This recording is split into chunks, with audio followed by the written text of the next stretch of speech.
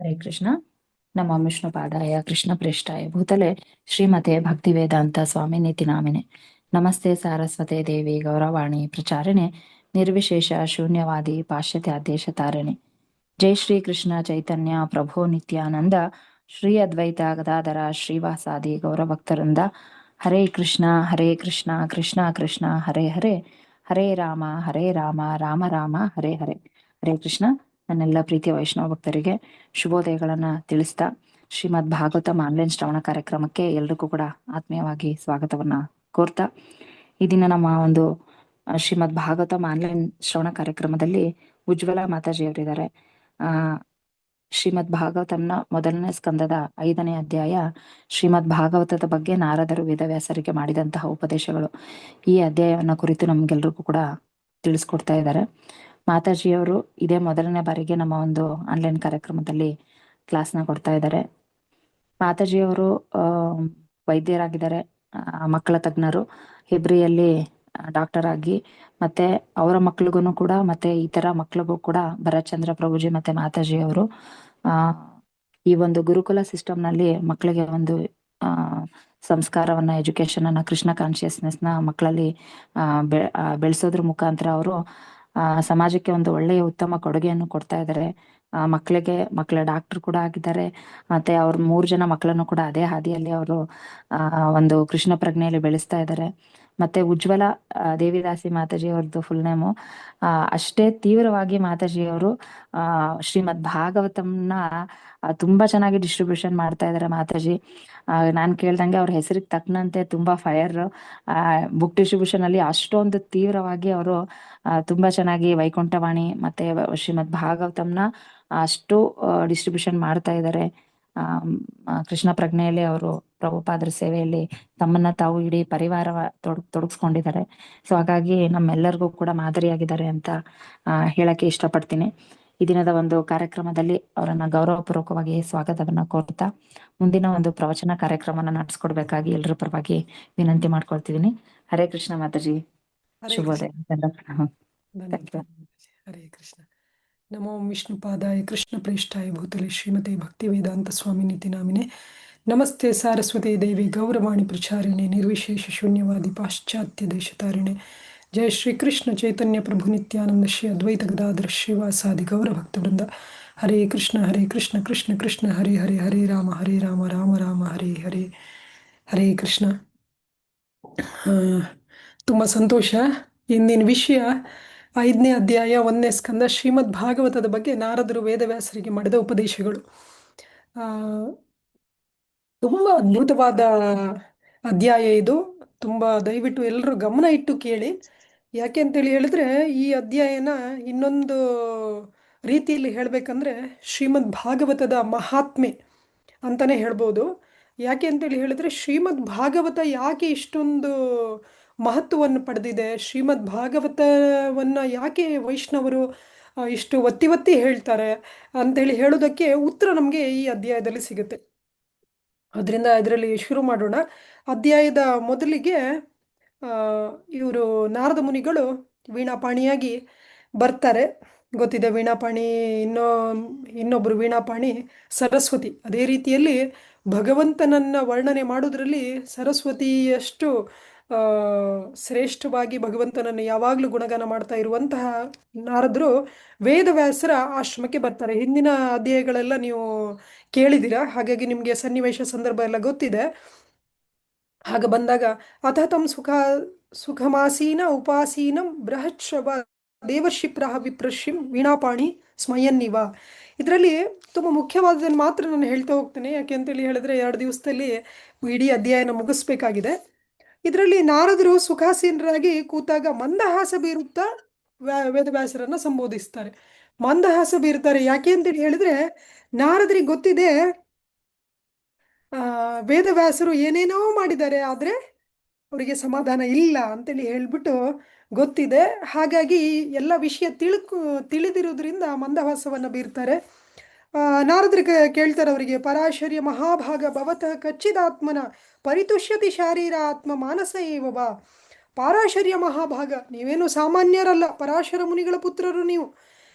ನೀವು ಇಂತಹ ಮಹಾತ್ಮರು ನೀವು ದೇಹ ಮತ್ತು ಮನಸ್ಸನ್ನು ಆತ್ಮ ಸಾಕ್ಷಾತ್ಕಾರದ ವಸ್ತುಗಳಂತ ಗುರುತಿಸಿರುವುದರಿಂದ ಯಾಕೆ ಈ ಮಾತನ್ನು ಹೇಳ್ತಾ ಇದ್ದಾರೆ ನಾರದರು ಅಂತೇಳಿ ಹೇಳಿದರೆ, ವೇದವ್ಯಾಸರು ಇದಕ್ಕಿಂತ ಮುಂಚೆ, ಇದು ಭಾಗವತವನ್ನು ಬರಿಬೇಕಿದ್ರೆ ಮುಂಚಿನ ಸನ್ನಿವೇಶ,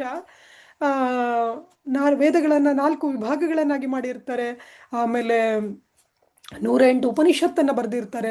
17 ಮಹಾಪುರಾಣವನ್ನು ಮುಗಿಸಿರ್ತಾರೆ. ಆಮೇಲೆ ಸ್ತ್ರೀ ಶೂದ್ರ ದ್ವಿಜಬಂಧುಗಳಿಗೋಸ್ಕರ ಅವರಿಗೆ ವೇದಕ್ಕೆ ಅರ್ಹತೆ ಇಲ್ಲ ಅಂತೇಳಿ ಹೇಳಿ ಅವರಿಗೋಸ್ಕರ 1,00,000 ಶ್ಲೋಕಗಳ ಮಹಾಭಾರತವನ್ನು ಬರೆದಿರ್ತಾರೆ. ಅದರಲ್ಲಿ 700 ಶ್ಲೋಕಗಳ ಭಗವದ್ಗೀತೆಯನ್ನು ಕೂಡ ಸೇರಿಸಿರ್ತಾರೆ.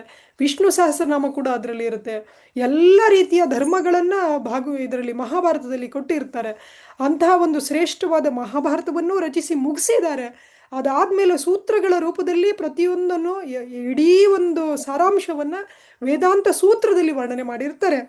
ಇಷ್ಟೆಲ್ಲ ಮಾಡಿದ್ರೂ ಕೂಡ ಅವರಿಗೆ ಸಮಾಧಾನ ಇರುವುದಿಲ್ಲ. ಅದಕ್ಕೋಸ್ಕರ ನಾರದ ಮುನಿಗಳು ಹೇಳ್ತಾರೆ, ಆದರೆ ಇದೆಲ್ಲದರಲ್ಲಿ ಏನಪ್ಪ ಅಂಶ ಏನು ಅಂತೇಳಿ ಹೇಳಿದ್ರೆ, ಇದರಲ್ಲಿ ದೇಹಕ್ಕೆ ಏನು ಬೇಕು, ಮನಸ್ಸಿಗೆ ಏನು ಬೇಕು ಇದನ್ನು ಮಾಡಿರ್ತಾರೆ. ಆದರೆ ಆತ್ಮಕ್ಕೋಸ್ಕರ ಏನು ಮಾಡಿರಲ್ಲ. ಅದಕ್ಕೋಸ್ಕರ ನಾರದರು ಕೇಳ್ತಾರೆ, ಮುಗುಳ್ನಗ್ತಾ ಕೇಳ್ತಾರೆ, ನಿಮಗೆ ಇದೆಲ್ಲ ಮಾಡಿದ್ರಿಂದ ತೃಪ್ತಿ ಇದೆಯಾ ಅಂತ ಹೇಳ್ತಾರೆ. ಆಮೇಲೆ ಜಿಜ್ಞಾಸಿತಂ ಸುಸಂಪನ್ನಂ ಅಪಿತಿ ಮಹದದ್ಭುತಂ ಕೃತವಾನ್ ಭಾರತಂ ಯಸ್ತಂ ಸರ್ವಾರ್ಥ ಪರಿಭ್ರಮಿತಂ. ನೀವೇನು ನಿಮ್ಮ ಜಿಜ್ಞಾಸೆ ಎಲ್ಲ ಪರಿಪೂರ್ಣ ಆಗಿದೆ. ಯಾಕೆ ಅಂತೇಳಿ ಹೇಳಿದರೆ ನಿಮಗೆ ಅದ್ಭುತವಾದ ಜಿಜ್ಞಾಸೆ ಇದೆ. ಆಮೇಲೆ ಈ ಅದ್ಭುತವಾದ ಮಹಾಭಾರತವನ್ನು ರಚಿಸಿದರೆ ನೀವೇನು ಸಾಮಾನ್ಯರ? ಹಾಗಾಗಿ ಜ್ಞಾನದ ಕೊರತೆಯೂ ಇಲ್ಲ. ವೇದವ್ಯಾಸರಿಗೆ ಜ್ಞಾನದ ಕೊರತೆ ಇದ್ದರೆ ಅಂಥ ಮಹಾಭಾರತವನ್ನು ಬರೀಲಿಕ್ಕೆ ಸಾಧ್ಯ ಇಲ್ಲ. ಸರ್ವಾರ್ಥ ಪರಿಭ್ರಮಿತಂ ಅಂತೇಳಿ ಹೇಳಿದ್ರೆ ಅದನ್ನು ತುಂಬ ವಿಸ್ತಾರವಾಗಿ, ತುಂಬ ಚೆನ್ನಾಗಿ, ಸೊಗಸಾಗಿ ವರ್ಣನೆ ಮಾಡಿದ್ದೀರಾ. ಹಾಗಾಗಿ ನಿಮಗೆ ಜಿಜ್ಞಾಸೆಗೂ ಕೊರತೆ ಇಲ್ಲ. ಮತ್ತೆ ಯಾಕೆ ಬೇಜಾರು? ಜಿಜ್ಞಾಸಿತಮಧೀತಂ ಚ ಬ್ರಹ್ಮ ಯತ್ತತ್ ಸನಾತನಂ ತಥಾಪಿ ಶೋಚಸ್ಯಾತ್ಮಾನಂ ಅಕೃತಾರ್ಥ ಇವ ಪ್ರಭೋ. ನೀವು ಎಲ್ಲ ನಿರಾಕಾರ ಬ್ರಹ್ಮನ ಬಗ್ಗೆ ಎಲ್ಲ ಅಷ್ಟು ಚೆನ್ನಾಗಿ ಎಲ್ಲ ಮಾಡಿದ್ದೀರಾ, ಇಷ್ಟೆಲ್ಲ ಮಾಡಿದ್ದೀರಾ ಅಂದ್ರೂ ನಾನು ಏನೂ ಮಾಡಿಲ್ವೇನೋ ಅನ್ನುವ ಥರ ಅಕೃತಾರ್ಥ. ಕೃತಾರ್ಥ ಅಂದರೆ ಧನ್ಯ ಅಂತ. ನಿಮಗೆ ಒಂದು ಧನ್ಯತೆಯ ಭಾವನೆ ಇಲ್ಲ. ನಿಮಗೆ ಬೇಜಾರಲ್ಲಿದ್ದೀರಲ್ಲ, ಏನೂ ಮಾಡಿಲ್ಲದವ್ರ ಥರ ಇದ್ದೀರಲ್ಲ, ಇಷ್ಟೆಲ್ಲ ಮಾಡಿಬಿಟ್ಟು ಅಂತ ಹೇಳ್ಬಿಟ್ಟು ಕೇಳ್ತಾರೆ ನಾರದ ಮುನಿಗಳು. ಆಮೇಲೆ ಹೇಳ್ತಾರೆ, ವೇದವ್ಯಾಸರು ಹೇಳ್ತಾರೆ, ಇವಾಗ ನೀವೇನೇನು ಸರ್ವಮಿದಂ ತ್ವಯೋಕ್ತಂ ತಥಾಪಿ ನಾತ್ಮ ಪರಿತುಷ್ಯತೆ ಮೇ, ಅಂದರೆ ನೀವೇನೇನು ಹೇಳಿದ್ದೀರ ನನ್ನ ಬಗ್ಗೆ, ನೀನು ಸಾಮಾನ್ಯನಲ್ಲ, ಪರಾಶರ ಮುನಿಯ ಮಗ, ನಿಮಗೆ ಯಾವುದೇ ರೀತಿಯ ಜ್ಞಾನದ ಕೊರತೆ ಇಲ್ಲ, ಮಹಾಭಾರತದಂತಹ ಗ್ರಂಥವನ್ನು ಬರೆದಿದ್ದೀರಾ, ಇಷ್ಟೆಲ್ಲ ಜ್ಞಾನ ಇದೆ, ಇಷ್ಟೆಲ್ಲ ಒಳ್ಳೆಯ ಒಂದು ಗುಣಗಳಿದೆ ನಿಮ್ಮಲ್ಲಿ, ಇಷ್ಟೆಲ್ಲ ಇದ್ದರೂ ಕೂಡ ನನಗೆ ಸಂತುಷ್ಟಿ ಇಲ್ಲ. ನೀವು ನನ್ನ ಬಗ್ಗೆ ಹೇಳಿದ್ದೆಲ್ಲ ಸರಿ, ಆದರೂ ಕೂಡ ನನಗೆ ಸಮಾಧಾನ ಇಲ್ಲ. ಈ ಅಸಮಾಧಾನದ ಮೂಲ ಕಾರಣ ಯಾವುದಂತ ನಿಮ್ಮನ್ನೇ ನಾನು ಕೇಳ್ತೇನೆ. ಯಾಕೆ ಅಂತೇಳಿ ಹೇಳಿದ್ರೆ ನೀವು ಸಾಮಾನ್ಯರಲ್ಲ.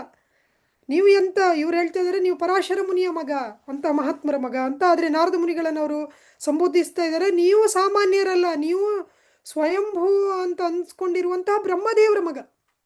ಬ್ರಹ್ಮದೇವರು ಮಾಮೂಲಿ ತಂದೆ ತಾಯಿಗಳಿಂದ ಹುಟ್ಟಿರುವುದಲ್ಲ, ನಮಗೆಲ್ಲರಿಗೂ ಗೊತ್ತಿದೆ. ಗರ್ಭೋದಕಶಾಹಿ ವಿಷ್ಣುವಿನ ಹೊಕ್ಕಳಿಂದ ಕಮಲ ಬಂದು ಆ ಕಮಲದಿಂದ ಬಂದವರು ಬ್ರಹ್ಮದೇವರು. ಅಂತಹ ಬ್ರಹ್ಮದೇವರ ಮಗ ನೀವು. ಆದ್ದರಿಂದ ನಿಮಗೆ ಇದೆಲ್ಲ ಜ್ಞಾನ ಇದೆ. ಆದ್ದರಿಂದ ನೀವು ಇದನ್ನು ನನಗೆ ಹೇಳಬೇಕು ಅಂಥೇಳಿ. ಇದರಲ್ಲಿ ಇನ್ನೂ ಒಂದು ಅಂಶ ತುಂಬ ಮುಖ್ಯವಾಗಿ ನಾವು ಗಮನಿಸಬೇಕು. ವೇದವ್ಯಾಸರು ಸಾಮಾನ್ಯರಲ್ಲ, ನಾರಾಯಣನ ಅಂಶಾವತಾರಿಯವರು, ನಾರಾಯಣ ಅಂಶ ಸಂಭೂತರು. ವೇದಗಳನ್ನು ಜನರಿಗೆ ಹೇಳಿಕೊಟ್ಟು ಜನರನ್ನು ಉದ್ಧಾರದ ಹಾದಿಯಲ್ಲಿ ತಗೊಂಡು ಹೋಗಬೇಕು ಅಂತ ಹೇಳಿ ಸಾಕ್ಷಾತ್ ಭಗವಂತನೇ, ಅಂದರೆ ಭಗವಂತನ ಅಂಶಾವತಾರಿಯಾಗಿ ವೇದವ್ಯಾಸರು ಬಂದವರು. ಅಂಥವರಿಗೂ ಕೂಡ ಅವರಿಗೆ ಗುರುಗಳ ಆಶ್ರಯವನ್ನು ಪಡಿಬೇಕಂತ. ಹಾಗಾಗಿ ಇದು ಕೂಡ ತುಂಬ ಮುಖ್ಯವಾದ ಅಂಶ. ಯಾರು ಕೂಡ ನನಗೆ ಗುರುವಿನ ಅವಶ್ಯಕತೆ ಇಲ್ಲ, ನಾನು ನನ್ನಷ್ಟಕ್ಕೆ ತಿಳ್ಕೊತೇನೆ, ನಾನು ನನ್ನಷ್ಟಕ್ಕೆ ಉದ್ಧಾರ ಮಾಡ್ಕೊತೇನೆ, ನನಗೆ ಯಾರ ಅವಶ್ಯಕತೆ ಇಲ್ಲ ಅನ್ನುವಂತಹ ಬಂಡ ಧೈರ್ಯವನ್ನು ಯಾರೂ ಮಾಡಬಾರ್ದು. ಯಾಕೆ ಅಂತ ಹೇಳಿದ್ರೆ ಅಂತಹ ಮಹಾತ್ಮರಾಗಿರುವಂತಹ ನಾರಾಯಣನ ಅಂಶ ಸಂಭೂತರಾಗಿರುವಂತಹ ವೇದವ್ಯಾಸರು ಕೂಡ ಅಂತಹ ಒಂದು ಕ್ಲಿಷ್ಟಕರವಾದ ಪರಿಸ್ಥಿತಿಯಲ್ಲಿ ಗುರುಗಳ ಆಶ್ರಯವನ್ನಕ್ಕೆ ಬರಬೇಕಾಯಿತು. ಇದು ಕೂಡ ನಾವೆಲ್ಲರೂ ಕೂಡ ಗಮನಿಸಬೇಕಾದಂತಹ ಅಂಶ ಈ ಒಂದು ಅಧ್ಯಾಯದಲ್ಲಿ. ಆಮೇಲೆ ಅವ್ರು ಹೇಳ್ತಾರೆ, ನಿಮಗೆ ಪ್ರತಿಯೊಂದು ವಿಚಾರನೂ ತಿಳಿದಿದೆ. ಶ್ರೀಲ ಪ್ರಭುಪಾದರು ಒಂದು ಕಡೆ ಹೇಳ್ತಾರೆ, ತಸ್ಮಿನ್ ವಿಜ್ಞಾತೆ ಸರ್ವಮೇವಂ ವಿಜ್ಞಾತಂ ಭವಂತಿ ಅಂತ. ಭಗವಂತನನ್ನು ಯಾರು ತಿಳ್ಕೊಂಡಿರ್ತಾರೋ ಅವರಿಗೆಲ್ಲದೂ ತಿಳಿದಿರುತ್ತೆ ಅಂತ. ಯಾಕಂದರೆ ಭಗವಂತನೊಳಗೆ ಎಲ್ಲದೂ ಅಡಕವಾಗಿರುವುದರಿಂದ, ಮತ್ತು ಭಗವಂತನ ಕೃಪೆಯಿಂದ, ಭಗವದ್ಗೀತೆಯಲ್ಲಿ ಭಗವಂತ ಹೇಳ್ತಾನೆ, ತೇಷಾಂ ಸತತಯುಕ್ತಾನಾಂ ಭಜತಾಂ ಪ್ರೀತಿಪೂರ್ವಕಂ ದದಾಮಿ ಬುದ್ಧಿಯೋಗಂ ತಮ್ ಏನ ಮಾಮುಪಯಾಂತಿತೆ ತೇಷಾಮೇವಾನುಕಂಪಾರ್ಥಂ ಅಹಂ ಅಜ್ಞಾನಜಂ ತಮಃ ನಾಶಯಾಮಿ ಆತ್ಮಭಾವಸ್ತು ಜ್ಞಾನದೀಪೇನ ಭಾಸ್ವತ ಅಂತ. ಸತತವಾಗಿ ನಿರಂತರವಾಗಿ ನನ್ನನ್ನು ಪ್ರೀತಿಪೂರ್ವಕವಾಗಿ ಯಾರು ಸೇವೆ ಮಾಡ್ತಾ ಇರ್ತಾರೋ ಅವರಿಗೆ ಬೇಕಾದಂಥ ಬುದ್ಧಿಯೋಗವನ್ನು, ಪ್ರಭುಪಾದ ಅದಕ್ಕೆ ಭಕ್ತಿಯೋಗವನ್ನು ಅಂತ ಹೇಳ್ತಾರೆ. ಅಂದರೆ ನಿಜವಾದ ಬುದ್ಧಿ ಅಂದರೆ ಭಕ್ತಿ. ಇವು ನಿಜವಾಗಿ ನಮ್ಗೆ ಬುದ್ಧಿವಂತರಾದರೆ ನಾವು ಭಕ್ತಿಯ ಪಥದಲ್ಲಿ ಹೋಗಬೇಕು, ಅದು ಬುದ್ಧಿವಂತಿಕೆ. ಹಾಗೆಯೇ ಭಗವಂತ ಅಂತಹ ಒಂದು ಬುದ್ಧಿಶಕ್ತಿಯನ್ನು ಕೊಡ್ತಾನೆ. ಅಷ್ಟು ಮಾತ್ರ ಅಲ್ಲ, ನಮ್ಮ ಹೃದಯದಲ್ಲಿರುವಂತಹ ಅಜ್ಞಾನವನ್ನು, ಜ್ಞಾನ ದೀಪವನ್ನು ಬೆಳಗಿಸಿ ಭಗವಂತನೇ ಅಜ್ಞಾನವನ್ನು ಕಳೀತಾನೆ. ಹಾಗಾಗಿ ಭಗವಂತನ ಭಕ್ತರಿಗೆ ಯಾವುದು ಗೊತ್ತಿಲ್ಲ ಅಂತೇಳಿ ಹೇಳಿ ಇರಲಿಕ್ಕೆ ಸಾಧ್ಯನೇ ಇಲ್ಲ. ಯಾಕೆ ಅಂತೇಳಿ ಹೇಳಿದ್ರೆ, ಭಗವಂತನ ಕೃಪೆಯಿಂದ ಭಗವಂತನ ಭಕ್ತಿಗೆ ಏನು ಬೇಕು ಅದೆಲ್ಲದೂ ಅವರಿಗೆ ಗೊತ್ತಿರುತ್ತೆ. ಭಗವಂತನ ಭಕ್ತಿಗೆ ಬೇಡದೇ ಇರುವುದು ಅದರ ಅವಶ್ಯಕತೆ ಇಲ್ಲ. ಭಗವಂತ ಏನು ಅವಶ್ಯಕತೆ ಇದೆಯೋ ಅದನ್ನು ಭಕ್ತರಿಗೆ ಕೊಡ್ತಾನೆ. ಹಾಗಾಗಿ ವೇದವ್ಯಾಸರು ಹೇಳ್ತಾ ಇದ್ದಾರೆ, ನಿಮಗೆ ಪ್ರತಿಯೊಂದು ವಿಚಾರವೂ ತಿಳಿದಿದೆ. ಯಾಕಂದರೆ ಭಗವಂತನ ಶುದ್ಧ ಭಕ್ತರು ನಾರದ ಮುನಿಗಳು. ಯಾಕೆ ಅಂತ ಹೇಳಿದ್ರೆ, ಯಾಕೆ ಅಂತ ಕೂಡ ಹೇಳ್ತಾರೆ ಮುಂದಿನ ಇದರಲ್ಲಿ. ಈ ಭೌತಿಕ ಜಗತ್ತಿನ ಸೃಷ್ಟಿ ಲಯ ಕಾರಣನು, ಆಧ್ಯಾತ್ಮಿಕ ಜಗತ್ತಿನ ಪಾಲಕನು, ತ್ರಿಗುಣಾತೀತನೂ ಆದ ಪರಮಪುರುಷನನ್ನು ನೀವು ಪೂಜಿಸುತ್ತೀರಿ. ಇದು ತುಂಬ ಮುಖ್ಯವಾದ ವಿಷಯ. ಇವತ್ತು ಪ್ರಪಂಚದಲ್ಲಿ ಎಷ್ಟೋ ಜನ ಈ ಒಂದು ಭೌತಿಕವಾದ ಜ್ಞಾನಕ್ಕಾಗಿ ಹಾತೊರಿತಾ ಇರ್ತಾರೆ. ಆದರೆ ಭಗವಂತನ ಪೂಜೆ ಮಾಡೋದ್ರಿಂದ, ಭಗವಂತನ ಭಕ್ತರಾಗಿರೋದ್ರಿಂದ ನಿಮಗೆ ಪ್ರತಿಯೊಂದು ಕೂಡ ತಿಳಿದಿದೆ. ಭಗವದ್ಗೀತೆಯಲ್ಲೂ ಕೂಡ ಭಗವಂತ ಹೇಳ್ತಾನೆ, ಪರಮಂ ಗುಹ್ಯಂ ಅಂತ. ಅಂದರೆ ಈ ಒಂದು ಗುಹ್ಯವಾದ ರಹಸ್ಯವನ್ನು ನಿನಗೆ ನಾನು ಹೇಳ್ತೇನೆ. ಯಾಕೆ ಅಂತ ಹೇಳಿದ್ರೆ, ಭಕ್ತೋ ಸೀಮೆ ಪ್ರಿಯೋ ಸೀಮೆ, ನೀನು ನನಗೆ, ನನ್ನ ಭಕ್ತ ನನಗೆ ತುಂಬ ಪ್ರಿಯನಾದವನು. ಹಾಗಾಗಿ ಭಗವಂತನ ಕೃಪೆಯಿಂದ ಮಾತ್ರ ನಮಗೆ ಜ್ಞಾನ ಬರಲಿಕ್ಕೆ ಸಾಧ್ಯ, ಆ ಒಂದು ಬುದ್ಧಿಶಕ್ತಿ ಬರಲಿಕ್ಕೆ ಸಾಧ್ಯ, ಆ ಒಂದು ನೆನಪಿನ ಶಕ್ತಿ ಬರಲಿಕ್ಕೆ ಸಾಧ್ಯ, ಎಲ್ಲದರನ್ನು ತಿಳ್ಕೊಳ್ಳುವಂತಹ ಒಂದು ಶಕ್ತಿ ಬರಲಿಕ್ಕೆ ಭಗವಂತನ ಕೃಪೆಯಿಂದ ಮಾತ್ರ ಸಾಧ್ಯ. ಭಗವದ್ಗೀತೆಯ 15ನೇ ಅಧ್ಯಾಯದ 15ನೇ ಶ್ಲೋಕದಲ್ಲಿ ಭಗವಂತ ಹೇಳ್ತಾನೆ, ಸರ್ವಸ್ಯ ಚಾಹಂ ಹೃದಯ ಸನ್ನಿವಿಷ್ಟೋ ಮತ್ತ ಸ್ಮೃತಿರ್ಜ್ಞಾನಂ ಅಪೋಹನಂ ಚ ಅಂತ. ಅಂದರೆ ಸ್ಮೃತಿಯನ್ನು, ಜ್ಞಾನವನ್ನು, ಮರೆಯುವನ್ನು ಎಲ್ಲವನ್ನು ಕೊಡುವಂಥವನು ಭಗವಂತನೇ. ಭಗವಂತನ ಕೃಪೆಯಿಂದ ಮಾತ್ರ ಇದು ಸಿಗಲಿಕ್ಕೆ ಸಾಧ್ಯ. ಹಾಗಾಗಿ ಭಗವಂತನ ಭಕ್ತರಿಗೆ ಭಗವಂತ ಭಕ್ತಿಯಲ್ಲಿ ಏನು ನೆನಪು ಬೇಕೋ ಅದನ್ನು ನೆನಪಿನ ಶಕ್ತಿಯನ್ನು ಕೊಡ್ತಾನೆ. ಭಕ್ತಿಗೆ ಮಾರಕವಾಗಿರುವಂತಹದ್ದನ್ನು ಏನೇನು ನಾವು ಮರಿಬೇಕು ಆ ಮರೆವನ್ನು ಕೊಡ್ತಾನೆ. ಹಾಗೆ ಭಗವಂತನ ಜ್ಞಾನ ನಮಗೆ ಏನು ಬೇಕು, ಭಗವಂತನನ್ನು ಸೇವೆ ಮಾಡಲಿಕ್ಕೆ ಆ ಜ್ಞಾನವನ್ನು ಕೂಡ ಭಗವಂತ ದಯಪಾಲಿಸ್ತಾನೆ. ಹಾಗಾಗಿ ಅಂತಹ ಭಕ್ತರು ನೀವು, ಅಂತಹ ಭಕ್ತರಾಗಿರುವಂತಹ ನಿಮಗೆ ಶರಣಾಗ್ತಾ ಇದ್ದೀನಿ. ಯಾಕೆಂದರೆ ನಿಮಗೆಲ್ಲದೂ ಗೊತ್ತಿದೆ ಅಂತೇಳಿ ಹೇಳಿ. ನೀವು ಅಷ್ಟು ಮಾತ್ರ ಅಲ್ಲ, ನೀವು 3 ಲೋಕಗಳಲ್ಲೂ ಕೂಡ ಸಂಚಾರ ಮಾಡ್ತೀರಿ. ತಾವು ಸೂರ್ಯನಂತೆ 3 ಲೋಕಗಳಲ್ಲಿ ಎಲ್ಲ ಕಡೆ ಸಂಚರಿಸಬಲ್ಲಿರಿ. ಈಗ ನಾವು ನೋಡ್ತೇವೆ, ಎಷ್ಟೋ ಜನ ವಿಜ್ಞಾನಿಗಳು ಏನೇನೋ ಆವಿಷ್ಕಾರವನ್ನು ಮಾಡಿ ದೊಡ್ಡ ಜನ ಅಂತ ಅನ್ನಿಸ್ಕೊತಾರೆ. ಚಂದ್ರನ ಮೇಲೆ ಹೋಗಬೇಕು, ಇಲ್ಲ ಯಾವುದೋ ಒಂದು ಉಪಗ್ರಹವನ್ನು ಸೃಷ್ಟಿ ಮಾಡಬೇಕು ಅಂತ. ಆದರೆ ಭಗವಂತನ ಭಕ್ತರ ಸ್ಥಿತಿಯನ್ನು ನಾವಿಲ್ಲಿ ಅರ್ಥ ಮಾಡ್ಕೊಳ್ಬೋದು ನಾರದ ಮುನಿಗಳ ಮೂಲಕ. ನಾರದ ಮುನಿಗಳಿಗೆ ಯಾವ ವಿಮಾನನೂ ಬೇಕಾಗಿಲ್ಲ, ಯಾವ ಭೌತಿಕವಾದ ವಿಮಾನಗಳು ಬೇಕಾಗಿಲ್ಲ. ಅವರು ಎಲ್ಲಿ ಬೇಕಾದರೆ ಸ್ವಚ್ಛಂದವಾಗಿ ಸಂಚಾರ ಮಾಡ್ಬೋದು ಭಗವಂತನ ಕೃಪೆಯಿಂದ. ಹಾಗಾಗಿ ನಾವು ಈ ತುಚ್ಛವಾದ ಭೌತಿಕ ಆವಿಷ್ಕಾರದಿಂದ ಮರುಳಾಗಬಾರ್ದು. ಅದನ್ನು ನೋಡಿ ನಾವು ಬೆರಗುಗೊಳ್ಳುವಂತಹ ಸನ್ನಿವೇಶನೇ ಇಲ್ಲ. ನಾರದ ಮುನಿಗಳಂಥವರಿಗೆ ಭಗವಂತನ ಕೃಪೆಯಿಂದ ಎಲ್ಲಿ 3 ಲೋಕದಲ್ಲಿ ಸೂರ್ಯಂತರ ಸಂಚಾರ ಮಾಡಲಿಕ್ಕೆ ಸಾಧ್ಯ ಇದೆ. ನಿಮಗೆ ಗಾಳಿಯಂತೆ ಪ್ರತಿಯೊಬ್ಬರ ಅಂತರಂಗದೊಳಗೆ ಹಾಯಬಲ್ಲಿರಿ. ಗಾಳಿ ಥರ ಎಲ್ಲ ಕಡೆ ಗಾಳಿಯನ್ನು ಯಾರು ನಿಲ್ಲಿಸ್ಲಿಕ್ಕೆ ಆಗೋದಿಲ್ಲ. ಕಿಟಕಿ ಬಾಗಿಲು ಮುಚ್ಚಿದ್ರೂ ಕೂಡ ತೂರ್ಕೊಂಡು ಬರುವಂತಹ ಶಕ್ತಿ ಗಾಳಿಗಿದೆ. ಅದೇ ರೀತಿಯಲ್ಲಿ ವೇದವ್ಯಾಸರು ಹೇಳ್ತಾರೆ. ಯಾಕೆ ಅಂದರೆ ವೇದವ್ಯಾಸರು ಸಂಕಟದಲ್ಲಿ ಇದ್ದಾರೆ ಅನ್ನೋದು ನಾರದ ಮುನಿಗಳಿಗೆ ಗೊತ್ತಾಗುತ್ತೆ ಭಗವಂತನ ಕೃಪೆಯಿಂದ. ಹಾಗೇನೆ ನೀವು ಗಾಳಿಯ ರೀತಿಯಲ್ಲಿ ಎಲ್ಲಿ ಬೇಕಾದರೂ ಸಂಚಾರ ಮಾಡಲಿಕ್ಕೆ ಸಾಧ್ಯ ಇದೆ. ಅಷ್ಟು ಮಾತ್ರ ಅಲ್ಲ, ನೀವು ಸರ್ವವ್ಯಾಪಕನಾದ ಪರಮಾತ್ಮನಂತೆ ಇದ್ದೀರಿ. ಇದು ಕೂಡ ತುಂಬ ಮುಖ್ಯ. ಯಾಕೆ ಅಂತೇಳಿ ಹೇಳಿದ್ರೆ, ಭಗವಂತನ ಭಕ್ತರು ಭಗವಂತನ ಕೃಪೆಯಿಂದ ಭಗವಂತನಷ್ಟೇ ಶಕ್ತಿ ಇರುತ್ತೆ ಅವರಿಗೆ. ಯಾಕೆ ಅಂತೇಳಿದ್ರೆ, ಅವರಿಗೆ ಭಗವಂತನನ್ನೇ ಕೊಡುವಂತಹ ಶಕ್ತಿ ಅವರಿಗಿರುತ್ತೆ. ಅವರಿಗೆ ಅವರ ತಿರುವಡಿಗಳಲ್ಲಿ ನಾವು ಶರಣಾದ್ರೆ ಭಗವಂತನನ್ನೇ ಶರಣು ಬಂದವರಿಗೆ ದಯಪಾಲಿಸುವಂತಹ ಶಕ್ತಿ ಅವರಿಗಿರುತ್ತೆ. ಆದ್ರಿಂದ ನೀವು ಪರಮಾತ್ಮನ ರೀತಿ ಇರ್ತೀರ. ಇಲ್ಲೂ ಕೂಡ ನಾವು ಈ ಸಂದರ್ಭದಲ್ಲಿ ನೋಡ್ಬೋದು ಹೇಗೆ ಪರಮಾತ್ಮನಿಗೆ ಎಲ್ಲರ ಹೃದಯದಲ್ಲಿ ಏನೇನು ಭಾವನೆಗಳಿದೆಯೋ, ಏನೇನು ಆಗ್ತಾ ಇದೆಯೋ ಅನ್ನೋದು ಅರ್ಥ ಆಗುತ್ತೋ, ಅದೇ ರೀತಿಯಲ್ಲಿ ನಾರದ ಮುನಿಗಳಿಗೂ ಕೂಡ ಅದು ಅರ್ಥ ಆಗಿ ಪರಮಾತ್ಮನ ರೀತಿಯಲ್ಲಿ ವೇದವ್ಯಾಸರನ್ನ ಈ ಸಂಕಟದಿಂದ ಪಾರು ಮಾಡ್ಲಿಕ್ಕೋಸ್ಕರ ನಾರದ ಮುನಿಗಳು ಇಲ್ಲಿ ಬರ್ತಾರೆ. ನಾನು ವ್ರತಧರ್ಮಬದ್ಧವಾದ ಜೀವನವನ್ನು ನಡೆಸುತ್ತಾ ದೈವ ಧ್ಯಾನದಲ್ಲಿ ತನ್ಮಯನಾಗಿದ್ದರು. ನನ್ನಲ್ಲಿ ಏನೋ ನ್ಯೂನ್ಯತೆ, ಅದು ಏನು ಅನ್ನುವುದನ್ನು ನಾವು ಶೋಧಿಸಿ ಹೇಳಬೇಕು. ತುಂಬಾನೇ ಮುಖ್ಯವಾದ ವಿಷಯ. ಇಡೀ ನಮ್ಮ ಭಾಗವತದಲ್ಲಿ ನಾವು ಯಾವಾಗಲೂ ನಮ್ಮ ಜೀವನದಲ್ಲಿ ನೆನಪಿಟ್ಕೊಳ್ಬೇಕಾಗಿರುವಂತಹ ವಿಷಯ ಇದು. ಯಾಕೆ ಅಂತೇಳಿ ಹೇಳಿದ್ರೆ, ಇಷ್ಟೆಲ್ಲ ಮಾಡಿನು ನಾವೀಗ ಅಂದ್ಕೊಂತೇವೆ, ಎಷ್ಟೋ ಜನ ಹೇಳ್ತಾರೆ ನಾವು ಒಳ್ಳೆಯವರಾಗಿದ್ದರೆ ಸಾಕು, ನಾವೇನು ದೇವಸ್ಥಾನಕ್ಕೆ ಹೋಗ್ಬೇಕಾಗಿಲ್ಲ, ನಾವು ದೇವರನ್ನೇ ನಂಬಬೇಕಾಗಿಲ್ಲ, ನಾವು ಸುಳ್ಳು ಹೇಳಿಲ್ಲ ಅಂದ್ರೆ ಆಯಿತು, ನಾವು ಯಾರಿಗೂ ಕೆಟ್ಟದ್ದು ಬಯಸಿಲ್ಲ ಅಂದ್ರೆ ಆಯಿತು, ನಾವು ಎಲ್ಲರಿಗೂ ಒಳ್ಳೇದು ಹಾರೈಸಿದ್ರೆ ಆಯಿತು, ಒಳ್ಳೆಯವರಾಗಿದ್ದರೆ ಸಾಕು ಅಂತೇಳಿ. ಆದರೆ ವೇದವ್ಯಾಸರ ಜೀವನದಲ್ಲಿ ನಾವು ತಿಳ್ಕೊಳ್ಬೇಕಾಗಿರೋದು ಅವರು ಎಷ್ಟು ಒಳ್ಳೆಯವರಿದ್ರು ಅಂತೇಳಿ ಹೇಳಿದ್ರೆ, ಲೋಕ ಕಲ್ಯಾಣಕ್ಕಾಗಿ ಇಷ್ಟೊಂದು ಮಹತ್ತರವಾದ ಕೆಲಸವನ್ನು ಅವ್ರು ಮಾಡಿದರು. ಯಾವುದೇ ಒಂದು ಸ್ವಾರ್ಥ ಅವರಿಗಿರಲಿಲ್ಲ. ಈಗ ಯಾರಾದರೂ ಒಂದು ಪುಸ್ತಕ ಬರೆದ್ರೆ ಅದರಲ್ಲಿ ಯಾವುದೋ ಪ್ರಶಸ್ತಿ ಬರಬೇಕು, ಅಥವಾ ಅದರಿಂದ ದುಡ್ಡು ಮಾಡಬೇಕು, ಇಲ್ಲ ಅದರಿಂದ ಜನ ನನ್ನನ್ನು ಪ್ರಶಂಸೆ ಮಾಡಬೇಕು, ಇದೆಲ್ಲ ದುರುದ್ದೇಶ ಇಟ್ಕೊಂಡು ಮಾಡ್ತಾರೆ. ಆದರೆ ವೇದವ್ಯಾಸರು ಯಾವುದೇ ಒಂದು ಸ್ವಾರ್ಥ ಇಲ್ಲದೇ, ಮುಂದೆ ಕಲಿಯುಗದಲ್ಲಿ ಜನ ಬರ್ತಾರೆ ಅವರ ಉದ್ಧಾರಕ್ಕೋಸ್ಕರ ಅವರಿಗೆ ಅಂತಹ ನೆನಪಿನ ಶಕ್ತಿ, ಬುದ್ಧಿಶಕ್ತಿ ಇರುವುದಿಲ್ಲ. ಹಾಗಾಗಿ ಅವರಿಗೆ ಬರೀ ಹೇಳಿದ್ದನ್ನು ಕೇಳಿಸ್ಕೊಂಡು ನೆನ್ಪಿಟ್ಕೊಳ್ಳುವಂಥ ಶಕ್ತಿ ಇಲ್ಲ. ಅದನ್ನು ಗ್ರಂಥ ರೂಪದಲ್ಲಿ ಬರೀಬೇಕು, ಎಲ್ಲ ವೇದಗಳನ್ನು ಇವರಿಗೆ ಕೊಟ್ಟು ಇವರನ್ನು ಉದ್ಧಾರ ಮಾಡಬೇಕು ಅನ್ನುವಂತಹ ಸದುದ್ದೇಶದಿಂದ ಲೋಕ ಕಲ್ಯಾಣಾರ್ಥವಾಗಿ ವೇದಗಳನ್ನು ವಿಂಗಡಣೆ ಮಾಡಿ ಪುರಾಣಗಳನ್ನು ಬರೆದು, ಉಪನಿಷತ್ತನ್ನು ಬರೆದು, ಮಹಾಭಾರತವನ್ನು ಬರೆದು, ವೇದಾಂತ ಸೂತ್ರವನ್ನು ಬರೆದು, ಇಷ್ಟೆಲ್ಲ ಸದುದ್ದೇಶದಿಂದ ಅವ್ರು ಮಾಡಿರ್ತಾರೆ. ಯಾವುದೇ ಒಂದು ಸ್ವಾರ್ಥ ಅವರಲ್ಲಿ ಇರಲ್ಲ. ಆಮೇಲೆ ಎಷ್ಟೋ ಜನ ಹೇಳ್ತಾರೆ ನಮಗೆ ಚೆನ್ನಾಗಿ ಜ್ಞಾನ ಇದ್ದರೆ ನಾವು ಎಲ್ಲಾದರೂ ಬದುಕೊಳ್ಬೋದು ಅಂತೇಳಿ. ಸಂಪೂರ್ಣ ಜ್ಞಾನ, ತ್ರಿಕಾಲಜ್ಞರು, ಹಿಂದೆ ಏನಾಗುತ್ತೆ, ಇವಾಗ ಏನಾಗ್ತಾ ಇದೆ, ಮುಂದೆ ಏನಾಗುತ್ತೆ ಅನ್ನುವಂತಹ ಜ್ಞಾನ ಇರುವಂತಹ ವೇದವ್ಯಾಸರು ಸಾಮಾನ್ಯರಲ್ಲ. ಎಲ್ಲ ಜ್ಞಾನ ಅವರಲ್ಲಿತ್ತು. ಒಳ್ಳೆ ಮನೆತನದಲ್ಲಿ ಹುಟ್ಟಿದರೆ ಅವರಿಗೇನು ಆ ಥರ ಬೇಕಾದಷ್ಟು ಅವಕಾಶಗಳಿರುತ್ತೆ, ಅವರು ಜೀವನದಲ್ಲಿ ಚೆನ್ನಾಗಿ ಜೀವನ ಮಾಡ್ಬೋದು ಅನ್ನುವ ಒಂದು ಭ್ರಮೆ ಕೂಡ ನಮ್ಮಲ್ಲಿ ಇರುತ್ತೆ. ವೇದವ್ಯಾಸರು ಪರಾಶರ ಮುನಿಗಳ ಮಗ, ಅಂತಿಂಥವರಲ್ಲ. ಹಾಗಾಗಿ ಇಷ್ಟೆಲ್ಲ ಇದ್ರೂ ಕೂಡ ಅವರಲ್ಲೂ ಒಂದು ಕೊರತೆ ಇತ್ತು. ಅದೇನಪ್ಪ ಅಂತೇಳಿ ನಾರದ ಮುನಿಗಳು ಹೇಳ್ತಾರೆ. ಹಾಗಾಗಿ ಪ್ರತಿಯೊಬ್ಬರೂ ಕೂಡ ಗುರುವಿಗೆ ಶರಣಾಗಬೇಕು. ನಮ್ಮ ಜೀವನದಲ್ಲಿ ಮನುಷ್ಯನಾಗಿ ಹುಟ್ಟಿದ ಮೇಲೆ ಪ್ರತಿಯೊಬ್ಬರು ಕೂಡ ಗುರುವಿನ ಆಶ್ರಯವನ್ನು ಪಡಿಬೇಕು. ಆ ಗುರು ಹೇಗಿರಬೇಕು ಅಂತೇಳಿ ಹೇಳಿದ್ರೆ, ಆ ಗುರು ನಾರದರ ರೀತಿಯಲ್ಲಿ ಇರಬೇಕು. ಹೇಗೆ ಶಿಷ್ಯನಿಗೆ ಸಂಕಟದಲ್ಲಿದ್ದಾನೆ ಅಂತ ಗೊತ್ತಾದ ಕೂಡಲೇ ಭಗವಂತನ ಕೃಪೆಯಿಂದ ನಾರದ ಮುನಿಗಳು ಬಂದು ಅವರಿಗೆ ಸರಿಯಾದ ಒಂದು ಮಾರ್ಗದರ್ಶನವನ್ನು ಕೊಡ್ತಾರೆ. ಇನ್ನೊಂದು, ಅವರು ಸಂಪೂರ್ಣವಾಗಿ ಭಗವಂತನ ಭಕ್ತರಾಗಿರ್ಬೇಕು. ಅವರಿಗೆ ಬೇರೆ ಭೌತಿಕವಾದ ಯಾವುದೇ ಒಂದು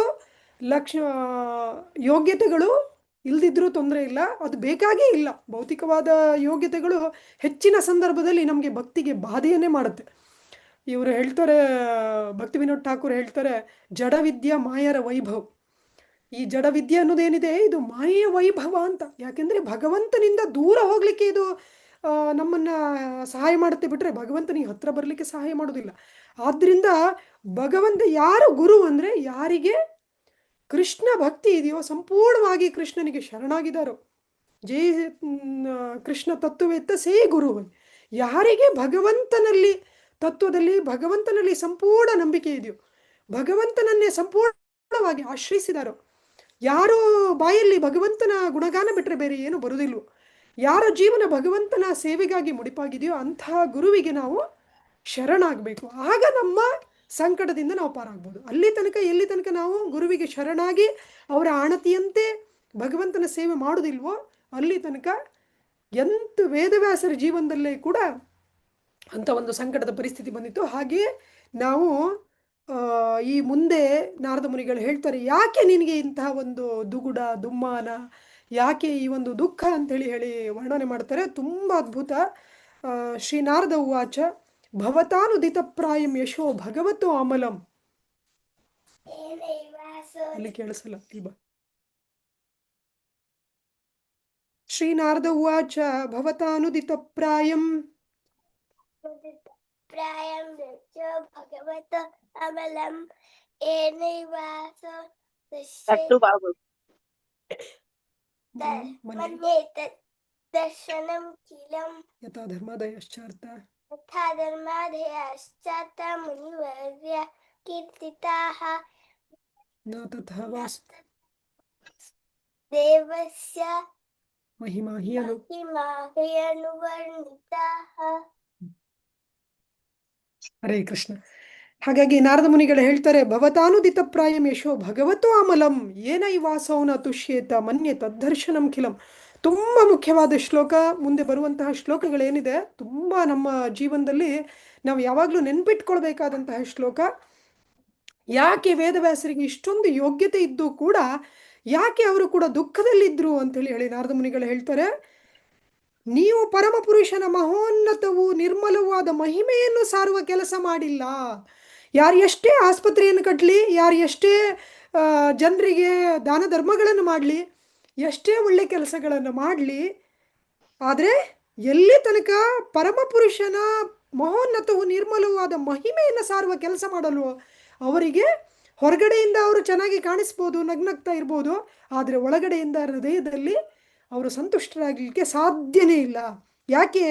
ಭಗವಂತನ ದಿವ್ಯೇಂದ್ರಿಯಗಳನ್ನು ತುಷ್ಟಿಗೊಳಿಸದ ದಾರ್ಶನಿಕ ಸಿದ್ಧಾಂತವು ಅಂತಹ ಬೆಲೆಯುಳ್ಳದ್ದೇನೂ ಅಲ್ಲ. ಮನ್ಯ ತದ್ದರ್ಶನಂ ಖಿಲಂ. ಖಿಲಂ ಅಂದರೆ ಕೀಳು ಅಂತ. ನಾವು ಭಗವಂತನಿಗೋಸ್ಕರ ಬಿಟ್ಟು ಬೇರೆ ಏನು ಮಾಡಿದ್ರು ಅದಕ್ಕೆ ಏನು ಬೆಲೆನೂ ಇಲ್ಲ, ಅದು ಸುಮ್ಮನೆ ಕೀಳದು ಅಂತೇಳಿ. ಅದಕ್ಕೆ ಭಗವಂತನಿಗೆ ಪುರುಷೋತ್ತಮ ಅಂತೇಳಿ ಹೇಳ್ತಾರೆ. ಉತ್ತಮ ಅಂತೇಳಿ ಹೇಳಿದ್ರೆ ಮೇಲಸ್ತರದಲ್ಲಿ ಈ ಭೌತಿಕ ಲೋಕದಿಂದ ಮೇಲಿರುವಂಥವನು ಭಗವಂತ ಅಂಥೇಳಿ ಹೇಳಿ. ಆದರೆ ಭಗವಂತನಿಗೆ ಸಂಬಂಧ ಇಲ್ಲದೆ ಇರೋದು ಅದು ಯಾವುದೇ ರೀತಿಯ ಕೆಲಸ ಇರ್ಬೋದು, ದಾನ ಧರ್ಮ ಇರ್ಬೋದು, ಯಾಗ ಯಜ್ಞಾದಿಗಳನ್ನು ಇರ್ಬೋದು, ಅಥವಾ ಒಳ್ಳೆ ಕೆಲಸಗಳಿರ್ಬೋದು, ಒಳ್ಳೆ ಮಾತುಗಳಿರ್ಬೋದು, ಏನೇ ಇರ್ಬೋದು, ಅದೇನು ಮಾಡಿದ್ರು ಅದೆಲ್ಲ ವ್ಯರ್ಥ. ಕೊನೆಗೆ ಅದನ್ನು ಮಾಡಿದವರಿಗೂ ಕೂಡ ಸಮಾಧಾನ ಇರುವುದಿಲ್ಲ. ಅದಕ್ಕೋಸ್ಕರ ಶಾಸ್ತ್ರದಲ್ಲಿ ಬರುತ್ತೆ, ಆರಾಧಿತೋ ಯದಿ ಹರಿ ತಪಸಾ ತತಕ್ಕಿಂ ನಾರಾಧಿತೋ ಯದಿ ಹರಿ ತಪಸಾ ತತಕ್ಕಿಂ ಅಂತರ್ ಯದಿ ಹರಿ ತಪಸಾ ತತಕ್ಕಿಂ ನಾಂತರ್ ಯದಿ ಹರಿ ತಪಸಾ ತತಕ್ಕಿಂ. ಅಂದರೆ ಭಗವಂತನ ಆರಾಧನೆಯನ್ನು ಮಾಡಿಲ್ಲ ಅಂದರೆ ಆ ಎಲ್ಲ ತಪಸ್ಸುಗಳು ಏತಕ್ಕೋಸ್ಕರ ಅದೆಲ್ಲ ವ್ಯರ್ಥ.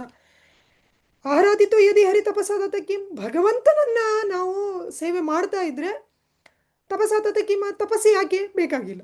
ಹಾಗಾಗಿ ಭಗವಂತನಿಗೋಸ್ಕರ ಮಾಡುವಂತಹ ತಪಸ್ಸನ್ನು ಮಾತ್ರ, ಬೇಕಾಗಿರುವಂಥದ್ದು ಮಾತ್ರ ನಾವು ಮಾಡಬೇಕು. ಭಗವಂತನಿಗೋಸ್ಕರ ಏನು ಬೇಕಾದರೂ ಮಾಡಬೇಕು. ಉದಾಹರಣೆಗೆ ನಿನ್ನೆ ಏಕಾದಶಿ ಇತ್ತು. ಏಕಾದಶಿ ಹರಿದಿನ. ಭಗವಂತನ ಪ್ರೀತ್ಯರ್ಥವಾಗಿ ಉಪವಾಸ ಮಾಡಿ ನಾವು ಜಪ ಮಾಡಿ ಭಗವಂತನ ಭಾಗವತ ಓದಿ ಭಗವಂತನ ಸೇವೆ ಮಾಡಿ ಪ್ರಭುಪಾದರ ಗ್ರಂಥಗಳನ್ನು ವಿತರಣೆ ಮಾಡುವಂತಹ ಒಂದು ದಿನ. ಹಾಗಾಗಿ ಈ ತಪಸ್ಸನ್ನು ನಾವೆಲ್ಲರೂ ಕೂಡ ಮಾಡಬೇಕು. ಆದರೆ ಸುಮ್ಮನೆ ಅದು ಬಿಟ್ಟರೆ ಬೇರೆ ಏನೇನೋ ತಪಸ್ಸುಗಳನ್ನು ಮಾಡ್ತಾರೆ, ಅದೆಲ್ಲ ಮಾಡಬೇಕಾದ ಅವಶ್ಯಕತೆ ಇಲ್ಲ. ಅದೇ ರೀತಿಯಲ್ಲಿ ನಾವು ಏನೇ ಮಾಡಿದರೂ ಕೂಡ, ಹಾಗಾಗಿ ನಮ್ಮ ಜೀವನದಲ್ಲಿ ನಾವು ಯಾವಾಗಲೂ ನೆನ್ಪಿಟ್ಕೊಳ್ಬೇಕು, ಇದು ಭಗವಂತನಿಗಾಗಿನ. ಅಡುಗೆ ಮನೆಗೆ ಹೋದರೆ ನಾನು ಮಾಡ್ತಾ ಇರೋದು ಅಡುಗೆ ಭಗವಂತನಿಗಾಗಿನ. ಭಗವಂತನಿಗಾಗಿ ಅಡುಗೆ ಮಾಡಿದರೆ ಸಾರ್ಥಕ, ನಮಗೋಸ್ಕರ ನಾವು ಮಾಡಿದರೆ ನಿರರ್ಥಕ. ನಾವು ಮಾತಾಡ್ತಾ ಇರೋದು ಯಾರ ಜೊತೆನೂ ಮಾತಾಡ್ತಾ ಇರ್ತೇವೆ, ನಾವು ಮಾತಾಡ್ತಾ ಇರೋದು ಭಗವಂತನ ಗುಣಗಾನ ಮಾಡಿದರೆ ಸಾರ್ಥಕ, ಇಲ್ಲ ಅಂದರೆ ಅದು ವ್ಯರ್ಥ. ಹಾಗಾಗಿ ನೀವೆಲ್ಲ ಮಾಡಿದ್ದೀರ, ಮಹಾಭಾರತ ತನಕ ಎಲ್ಲ ಬರೆದಿದ್ದೀರ, ಆದರೆ ಭಗವಂತನನ್ನ ವರ್ಣನೆ ಮಾಡಿಲ್ಲ. ಯಥಾ ಧರ್ಮದಯಶ್ಚಾರ್ಥ ಮುನಿವರ್ಯಾನು ಕೀರ್ತಿತಃ ನ ತಥಾ ವಾಸುದೇವಸ್ಯ ಮಹಿಮಾಹಿ ಅನುವರ್ಣಿತಃ. ಧರ್ಮ ಅರ್ಥ ಕಾಮ ಮೋಕ್ಷದ ಬಗ್ಗೆ ಏನೇನು ಮಾಡಬೇಕು ಎಲ್ಲ ಮಾಡಿದ್ದೀರ, ಆದರೆ ವಾಸುದೇವನ ಮಹಿಮೆಯನ್ನು ವರ್ಣನೆ ಮಾಡಿಲ್ಲ. ಇಲ್ಲಪ್ಪ, ಮಹಾಭಾರತದಲ್ಲಿ ಭಗವದ್ಗೀತೆ ಬಂತಲ್ಲ, ಮಹಾಭಾರತದಲ್ಲಿ ಕೃಷ್ಣನ ವರ್ಣನೆ ಬರುತ್ತಲ್ಲ ಅಂತ ಕೇಳ್ಬೋದು. ಆದರೆ ಸಾಮಾನ್ಯ ಜನರಿಗೆ ಮಹಾಭಾರತ ಅಂತ ಹೇಳಿದ ಕೂಡ ನೆನಪಾಗೋದು ಏನು? ಕುರುಕ್ಷೇತ್ರ ಯುದ್ಧ, ಪಾಂಡವರ ಕೌರವರ ಸಂಘರ್ಷ, ಇದು ನೆನಪಾಗುತ್ತೆ, ರಾಜಕೀಯ ನೆನಪಾಗುತ್ತೆ ಹೊರತು ಯಾರಿಗೂ ಕೂಡ, ಎಷ್ಟೋ ಜನರಿಗೆ ಭಗವದ್ಗೀತೆ ಮಹಾಭಾರತದ ಒಳಗಡೆ ಇದೆ ಅಂತ ಕೂಡ ಗೊತ್ತಿಲ್ಲ. ಆಮೇಲೆ ಇಡೀ ಮಹಾಭಾರತದ ತಾತ್ಪರ್ಯ ಏನಿದೆ ಅದು ಭಗವದ್ಗೀತೆ ಅಂತ ಕೂಡ ಗೊತ್ತಿಲ್ಲ. ಹಾಗಾಗಿ ಆಮೇಲೆ ಅಷ್ಟು ಮಾತ್ರ ಅಲ್ಲ, 1,00,000 ಶ್ಲೋಕಗಳ ಮಹಾಭಾರತ, ಅದರಲ್ಲಿ ಭಗವದ್ಗೀತೆ ಒಂದು 700 ಶ್ಲೋಕ, ವಿಷ್ಣು ಸಹಸ್ರನಾಮ ಒಂದು 100 ಚಿಲ್ಲರೆ ಶ್ಲೋಕ, ಇಷ್ಟೇ. ಹಾಗಾಗಿ ಏನು ಕೆಲಸ ಮಾಡಿದ್ದೀರಾ ನೀವು? ಭಗವಂತನ ಮಹಿಮೆಯನ್ನು ವರ್ಣನೆ ಮಾಡಿಲ್ಲ. ಹಾಗಾಗಿ ಆಮೇಲೆ ಮುಂದಿನ ಶ್ಲೋಕ ಇನ್ನೂ ಅದ್ಭುತ. ನ ಯದ್ವಚಶ್ಚಿತ್ರ ಪದಂ ಹರೇರ್ಯಶೋ ಜಗತ್ ಪವಿತ್ರಂ ಪ್ರಗೃಣೀತ ಕರಿಚಿ ತದ್ವಾಯಸ ತೀರ್ಥಂ ಉಶಂತಿ ಮಾನಸ ನ ಯತ್ರ ಹಂಸ ನಿರಮಂತ್ಯು ಶಿಕ್ಷಯ. ಹರೇರ್ಯಶೋ ನ ಯದ್ವಚಶ್ಚಿತ್ರ ಪದಂ ಹರೇರ್ಯಶೋ. ಎಷ್ಟು ಚಿತ್ರರಂಜಿತವಾಗಿ ವರ್ಣರಂಜಿತವಾಗಿ ಆ ಒಂದು ಏನು ಹೇಳ್ತಾರೆ ಕೊನೆಯಲ್ಲಿ ಅಂತ್ಯಪ್ರಾಸ ಆದಿಪ್ರಾಸ ಮಧ್ಯಪ್ರಾಸ ಸಾಹಿತ್ಯಿಕವಾಗಿ ವ್ಯಾಕರಣವಾಗಿ ಛಂದೋಬದ್ಧವಾಗಿ ಎಷ್ಟು ಸುಂದರವಾಗಿ ಬರೆದರೂ ಕೂಡ ಹರಿಯ ಯಶಸ್ಸನ್ನು ಗುಣಗಾನವನ್ನು ಅಲ್ಲಿ ಮಾಡಿಲ್ಲ ಅಂತೇಳಿ ಹೇಳಿದರೆ ಜಗತ್ತನ್ನೇ ಪವಿತ್ರಗೊಳಿಸುವಂತಹ ಭಗವಂತನ ಗುಣಗಾನ ಆಗಿಲ್ಲ ಅಂದರೆ ಅದು ಎಂಥ ಗ್ರಂಥ, ಎಂತಹ ಒಂದು ಸಾಹಿತ್ಯ. ತದ್ವಾಯಸಂ ತೀರ್ಥಂ, ಕಾಗೆಗಳು ಸ್ನಾನ ಮಾಡುವಂತಹ ಜಾಗ, ಕಾಗೆಗಳು ರಮಿಸುವಂತಹ ಜಾಗ. ಕಾಗೆಗಳು ರಮಿಸುವಂತಹ ಜಾಗ ಯಾವುದು? ನಾವೆಲ್ಲ ನೋಡ್ತೇವೆ. ಕಾಗೆಗಳು ಎಲ್ಲಿರುತ್ತಪ್ಪ, ಎಲ್ಲಿ ಎಲ್ಲಕ್ಕಿಂತ ತುಂಬ ಗಲೀಜಿರುತ್ತೋ ಅಲ್ಲಿ ಕಾಗೆಗಳಿರ್ತವೆ. ಎಲ್ಲಾದರೂ ಯಾವುದಾದ್ರೂ ಜಾಗ ಚೆನ್ನಾಗಿದೆ, ಕ್ಲೀನಾಗಿದೆ, ಸ್ವಚ್ಛವಾಗಿದೆ ಅಂತೇಳಿ ಹೇಳಿದ್ರೆ ಅಲ್ಲಿ ಕಾಗೆಗಳು ನೋಡಲಿಕ್ಕೇ ಸಿಗುವುದಿಲ್ಲ. ಎಲ್ಲೆಲ್ಲಿ ಕಸ ಬಿದ್ದಿರುತ್ತೋ ಅಲ್ಲಿ ಹೋಗಲಿಕ್ಕೆ ನಮಗೆ ಹೇಸಿಗೆ ಆಗುತ್ತೋ ಅಂತಹ ಜಾಗದಲ್ಲಿ ಕಾಗೆಗಳು ರಮಿಸ್ತವೆ. ಹಾಗೇನೆ ಹರಿಯ ಯಶಸ್ಸನ್ನು, ಭಗವಂತನ ಗುಣಗಾನವನ್ನು ಮಾಡದೇ ಇರುವಂತಹ ಸಾಹಿತ್ಯ ಏನಿದೆ ಅದು ಕಾಗೆಗಳು. ಅಂದರೆ ಅದನ್ನು ಯಾರು ಓದ್ತಾರೋ, ಅದರಲ್ಲಿ ಯಾರು ರಮಿಸ್ತಾರೋ ಅವರು ಕಾಗೆಗಳ ರೀತಿ. ನ ಯತ್ರ ಹಂಸ ನಿರಮಂತಿ ಉಶಿಕ್ಷಯ. ಹಂಸ ರೀತಿಯಲ್ಲಿ, ಅಂದರೆ ಹಂಸಗಳು ಶುಭ್ರವಾದ ನೀರಿನಲ್ಲಿ ಸಂಚಾರ ಮಾಡ್ತೇವೆ. ಅಷ್ಟು ಮಾತ್ರ ಅಲ್ಲ, ನೀರು ಮತ್ತು ಹಾಲು ಒಟ್ಟಿಗೆ ಕೊಟ್ಟರೂ ಕೂಡ ಅದರಲ್ಲಿ ಬರೀ ಹಾಲನ್ನು ತಗೊಂಡು ನೀರನ್ನು ಬಿಡುವಂತಹ ಒಂದು ವಿಶೇಷವಾದ ಶಕ್ತಿ ಹಂಸಕ್ಕಿದೆ. ಅದೇ ರೀತಿಯಲ್ಲಿ ಭಗವಂತನ ಭಕ್ತರು ಪರಮಹಂಸರು. ಅವರು ಹೇಗೆ ಅಂತೇಳಿ ಹೇಳಿದರೆ ಈ ಭೌತಿಕವಾದ ಜಗತ್ತಿನಲ್ಲಿದ್ದರೂ ಕೂಡ ಭಗವಂತನಿಗೆ ಬೇಕಾದನ್ನು ಮಾತ್ರ ಸಾರವನ್ನು ತಗೊಂಡು ಮತ್ತೆ ಭೌತಿಕವಾಗಿ ಯಾವುದೇ ರೀತಿಯ ಬೇರೆ ಭಗವಂತನಿಗೆ ಸಂಬಂಧ ಇಲ್ಲದಿದ್ದು, ಅಂದರೆ ಭಗವಂತನ ಭಕ್ತಿಗೆ ಪೂರಕ ಆಗದೇ ಇರುವುದನ್ನು ಅದನ್ನು ನೀರನ್ನು ಹೇಗೆ ಹಂಸ ಬಿಟ್ಟುಬಿಡುತ್ತೋ ಅದೇ ರೀತಿಯಲ್ಲಿ ಸಂಪೂರ್ಣವಾಗಿ ಅದನ್ನು ತ್ಯಜಿಸ್ತಾರೆ. ಹಾಗಾಗಿ ಅಂತಹ ಪರಮಹಂಸರು ರಮಿಸುವಂತಹ ಸಾಹಿತ್ಯವನ್ನು ನೀವು ಬರೆದಿಲ್ಲ, ಕಾಗೆಗಳಿಗೋಸ್ಕರ ಬರೆದಿದ್ದೀರ ನೀವು. ಹಾಗಾಗಿ ಭಗವಂತನ ಭಕ್ತರು ಇದರಲ್ಲಿ ರಮಿಸಲಿಕ್ಕೆ ಸಾಧ್ಯ ಇಲ್ಲ. ಶ್ರೀಲ ಜಗನ್ನಾಥದಾಸರು ಒಂದು ಕಡೆ ಹೇಳ್ತಾರೆ, ಹೇಗೆ ಅಂತೇಳಿ ಹೇಳಿದರೆ, ಮಳೆಯ ನೀರೋಣಿಯಲು ಪರಿಯಲು ಬಳಸರೂರೊಳಗಿದ್ದ ಜನರ ಜಲವು ಹೆದ್ದೊರೆಗೂಡೆ ಮಜ್ಜನ ಪಾದನಗೈದಪರು ಕಲುಷ ವಚನಗಳಾದೊಡೆಯು ಬಾಂಬೊಳೆಯ ಪೆತ್ತನ ಪಾದ ಮಹಿಮಾ ಜಲದಿ ಪೊಕ್ಕುದರಿಂದ ಮಾಂಡಪರೆ ಮಹೀಸುರರು ಅಂತ. ಈ ಶ್ಲೋಕವನ್ನೇ ಕನ್ನಡದಲ್ಲಿ ಅವರು ಹರಿಕಥಾಮೃತ ಸಾರದಲ್ಲಿ ಜಗನ್ನಾಥದಾಸರು ಹೇಳ್ತಾರೆ. ಅಂತೇಳಿ ಹೇಳಿದರೆ, ಮಳೆಯ ನೀರೋಣಿಯಲ್ಲಿ ಪರಿಯಲು ಬಳಸರೂರೊಳಗಿದ್ದ ಜನರು, ನೀರು ಕೆಸರು ಓಣಿಯಲ್ಲಿ ಬಿದ್ದು ಕೆಸರು ಆದರೆ ಅದನ್ನು ಯಾರು ಕೂಡ ಮುಟ್ಲಿಕ್ಕೆ ಹೋಗುದಿಲ್ಲ. ಅದೇ ನೀರು ಆ ಒಂದು ಬಾವಿಗೋ ಇಲ್ಲ ನದಿಗೋ ಸೇರಿದರೆ ಅದನ್ನೆಲ್ಲರಿಗೂ ಕೂಡ ಅದು ಉಪಯೋಗ ಆಗುತ್ತೆ. ಅದೇ ರೀತಿಯಲ್ಲಿ ಕಲುಷ ವಚನಗಳಾದೊಡೆಯು ಬಾಂಬೊಳೆಯ ಪೆತ್ತನ ಪಾದ ಮಹಿಮಾ ಜಲದಿ ಪೊಕ್ಕುದರಿಂದ ಮಾಂಡಪರೇ ಮಹೀಸುರರು.